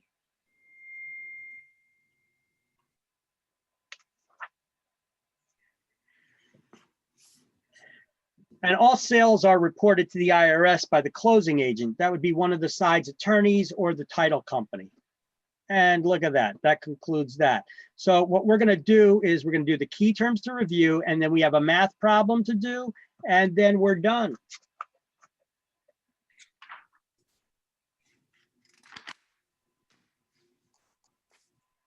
Yay, no clapping, no nothing, come on, man. 360 Yeah. We're done. All right, so let's do the key terms to review on page 368, and then we're gonna go back and we're gonna do the math of this chapter because this is a problem you usually get on state exam, all right? Abstract, lawyer's opinion, torrent certificate, or title insurance. Evidence of title? 13 is A. Those are evidence of title. 13 is A. An account of what the borrower paid and what the seller paid and what was paid by others. Closing disclosure? The CD closing disclosure, 8 is B, correct. After the end of a period for which the payment is due. In the end, The arrears. arrears, Yes. 4 is C. A closing handled by a neutral third party. Escrow closing. Yes, 12 is D. A condensed history of all the documents affecting a parcel of real estate. Public records. No. What do we call the condensed history of all the documents that are found in the public records? Title. Abstract the title, 1 is E. Okay. Information one actually knows. They have direct knowledge about. Actual notice. Actual notice, 2 is F. Information one could know by investigating. Constructive. Constructive notice. 9 is G, constructive notice. Information one could know by investigating. Oh, wait, That's what we just. I'm sorry. I'm getting a little fried too. It happens. All right. A lawyer's statement after studying an abstract. Attorney's opinion of the title. 5 is H, correct. Let the buyer beware. Caveat. Enter.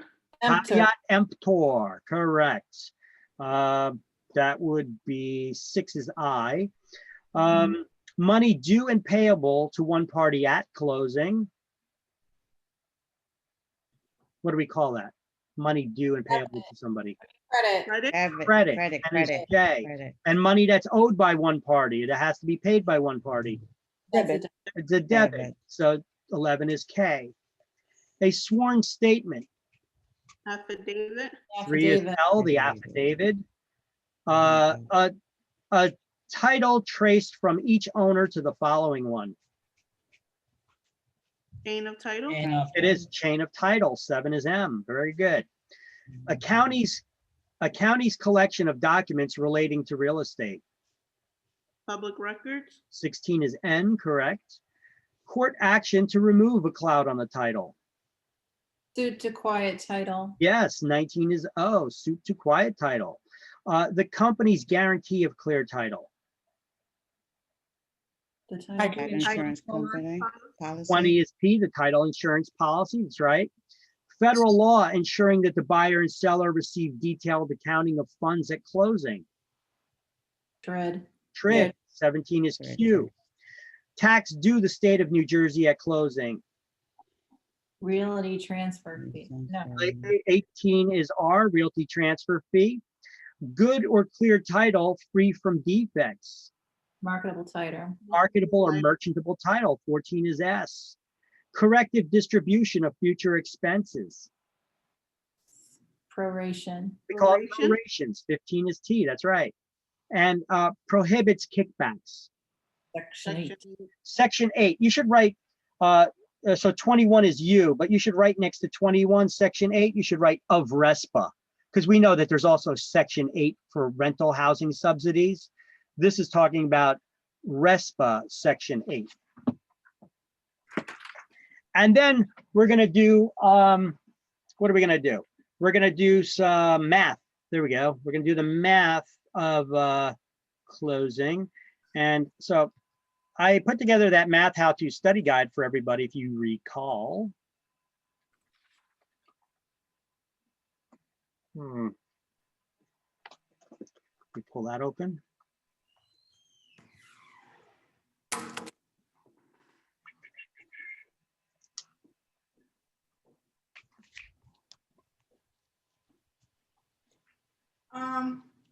Yep.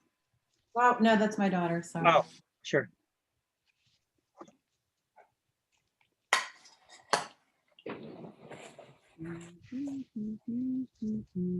Okay, so in this math how-to study guide here, I also have this image on the first page. You guys see this? This is, No. oh, I can't okay. see. Oh, it would Can't help see if I nothing. shared it with you. Okay. There you go. How about now? Yeah. Yes, Okay. thank you. So this teaches you basically how to use this tool. The tool is this. I'm teaching you this, how to draw this. Okay. Now, what do? There are 12 months in a year. So when you get your scrap paper and you're taking the exam, when they start talking about prorations, you know what? Before you even finish reading the question, you start hearing them talking about prorations. I want you guys to draw this image over here. I want you to draw 12 boxes, and every third box, you're going to make a long line. And look, now you could visually see when taxes are paid, taxes become due. You get a bill for them the first of the year. But you don't have to pay your taxes in full at the first of the year. They bill you quarterly. But now you could visually see when the quarter begins and ends for every quarter. First quarter, second quarter, third quarter, fourth quarter. There's 3 months in a year. There's 3 months in each quarter. 12 months in a year, 3 months per quarter. So every 3 months, you're going to draw a longer line. Now you could have that visual representation, because I'm a visual person. I don't know about you guys. I'm visual, so I like to see. I like to be able to see. I got a light here with my. There we go. Shade was messed up. Okay, so I like to see when my. I like to see when the months begin and end. And this also works really good because if we're doing a proration of math problems like this, we could be able to see who is owed money. For instance, look, if there's a closing that takes place January, February, March, April, May, if it's taking place on May 17th, like this problem says, well, we could see that if the seller paid the second quarter taxes, they paid all the way up to this point, then we know that the closing is taking place here. We could visually see that, well, the buyer is going to have to pay one full, they're going to have to reimburse the seller for any prepaid taxes, right? Because who gets a credit? Whoever paid for it. So the buyer's going to have to pay for that taxes for the period of time. They're going to have to reimburse the seller for the taxes they paid in advance for a time that they're not going to be living there. So we could see that's one full month right off the bat and not quite a half of month. So we're going to have to do a little math to figure that out. But visually, we could see it's one full month. So I'm going to go to the slideshow, and we got a proration of tax problem. Let me just proration of taxes. There we go.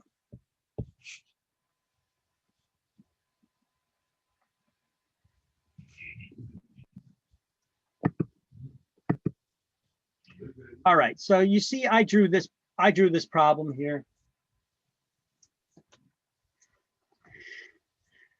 So we just got to remember, we got to count, make sure that there's 12 months, okay? And then you just draw the letter for each month in between.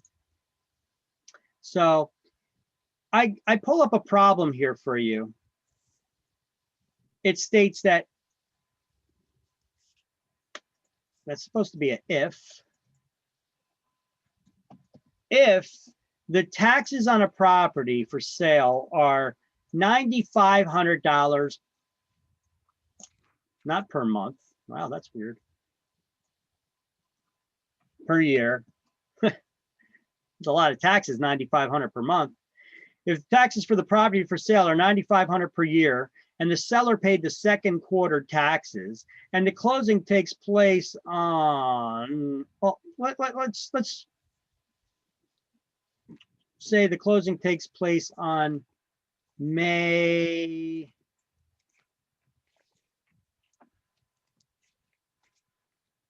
30th. Who gets a credit and for how much?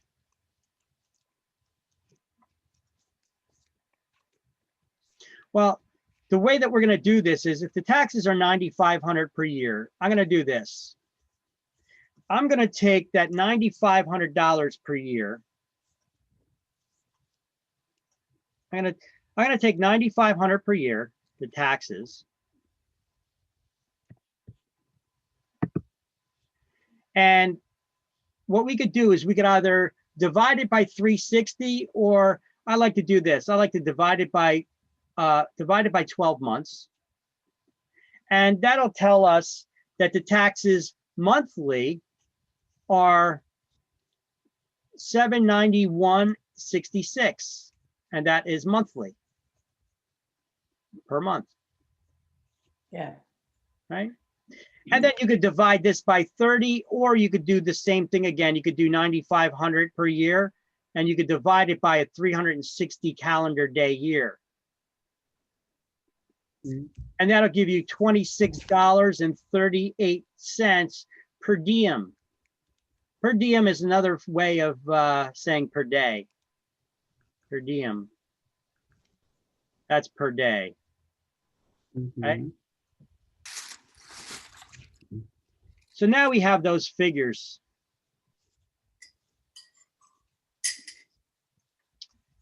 Now we got those figures calculated. That's the first thing we did before. We didn't even read the question yet, right? Well, actually we did. But we know $9,500 of taxes. We're gonna go and do this. So now we know how much taxes are per month and per day. So if the seller paid the taxes up to here, because the question said the closing takes place on May 30th, well, but the seller paid the second quarter taxes. So the seller paid to here. And if the closing takes place on May 30th, let me redo this because that's wrong now. January, February, March, April, May. That's right here at the end of the month. Oh, it's too thick. That's right here at the end of the month. So if that closing takes place at the end of the month, we know that this gap, this time in here, the seller already paid the taxes for, so they're due a credit for that amount. So we know that the seller is due, the seller is owed, right? Well, we know 1 month right off the bat, 1 month, For June, yeah. all right? But wait a minute, closing's taking place on the 30th. Yeah. All right. Now, right off the bat, we know that there's 1 month in there, right? Yeah, And we know that 1 month is 791 791. and 66 cents. 791.66. That may not be the answer though. No, Who typically owns the property on the day of closing? Buyer? Second. The buyer does. Oh, yeah, this is, So the Close- buyer may be responsible for that last day's closing fee, so add So- 1. 1 day, right? Yes. So the buyer also has to pay 1 day. And 1 day is equal to $26.38. So you're gonna have to add that up. Yeah.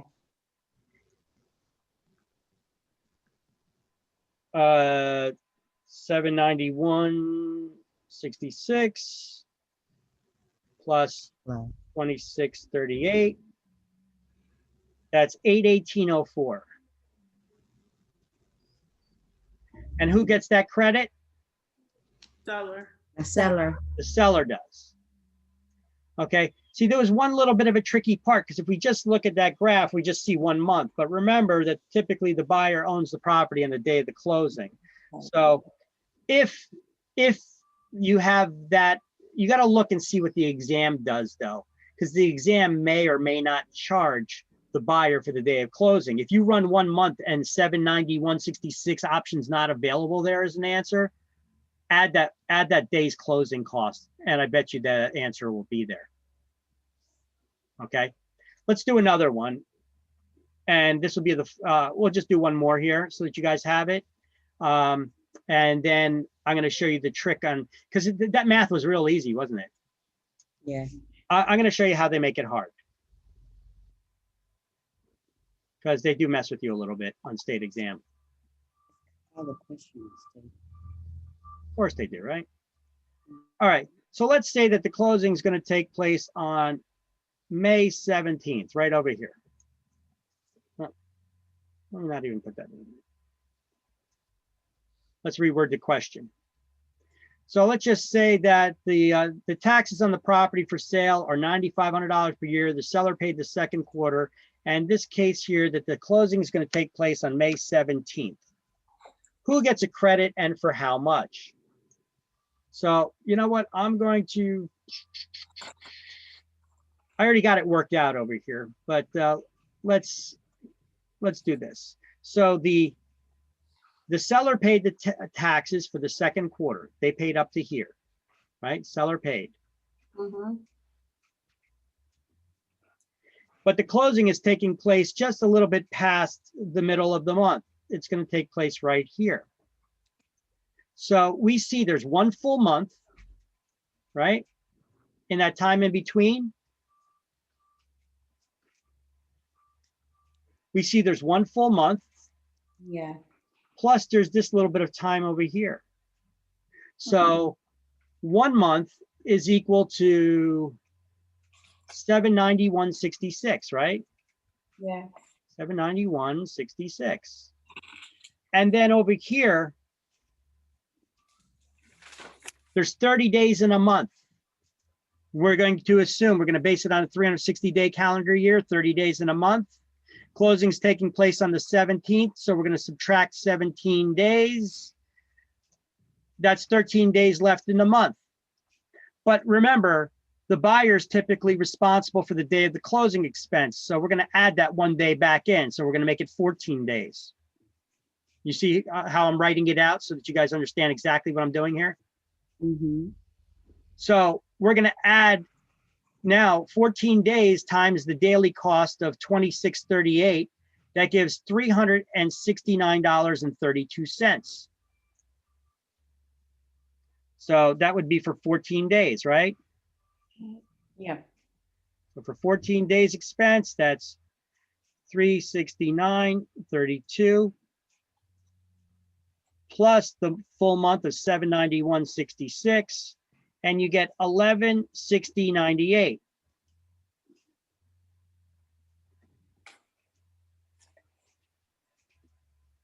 Was that math easy? Yeah. Provided you remember about the day? Yes. Mhm. Okay. So you're gonna have, this is gonna be a multiple choice exam. There's gonna be 4 answer options. You're gonna have 2 answers that have the right number and 2 answers that have the wrong number. But that's all right. We're not gonna look at the answers. We're gonna figure out the math on our own, and we figured it, and it was easy. Let me show you how they're gonna make it hard. It's how they write the answers. These are the 2 answer options that they gave you here. Right, yeah. They're going to write credit seller, debit buyer, debit seller, and they'll have the right amount. So you'll have 2 answers here that'll have the correct amount here. Now, who gets the credit? Seller? Well, the seller, because they paid up to here and the closing's taking place here. So we could see that the seller is getting the credit. So take your time when reading the answer, because remember, when you're taking the exam, you're often reading this in your head. You're probably reading it quietly. You're probably reading it fast. Credit seller, debit buyer, debit seller. Holy shit, what, your brain gets scrambled. Yeah. Take a breath, guys. Why do they word it like this? Well, because as we read it in a book, they say whatever's a credit to one side is a debit to the other. So now when they write the answers, they write credit seller, debit buyer, debit seller. And it really screws people up. You figured out the right problem. You know who gets the credit. And I still see people select the wrong answer. Because you get screwed up reading it in your head. Credit seller, debit buyer, debit seller. What the hell? You second thought yourself. Yeah. So take your time, take a breath, look at the one that has the right math amount. These both do.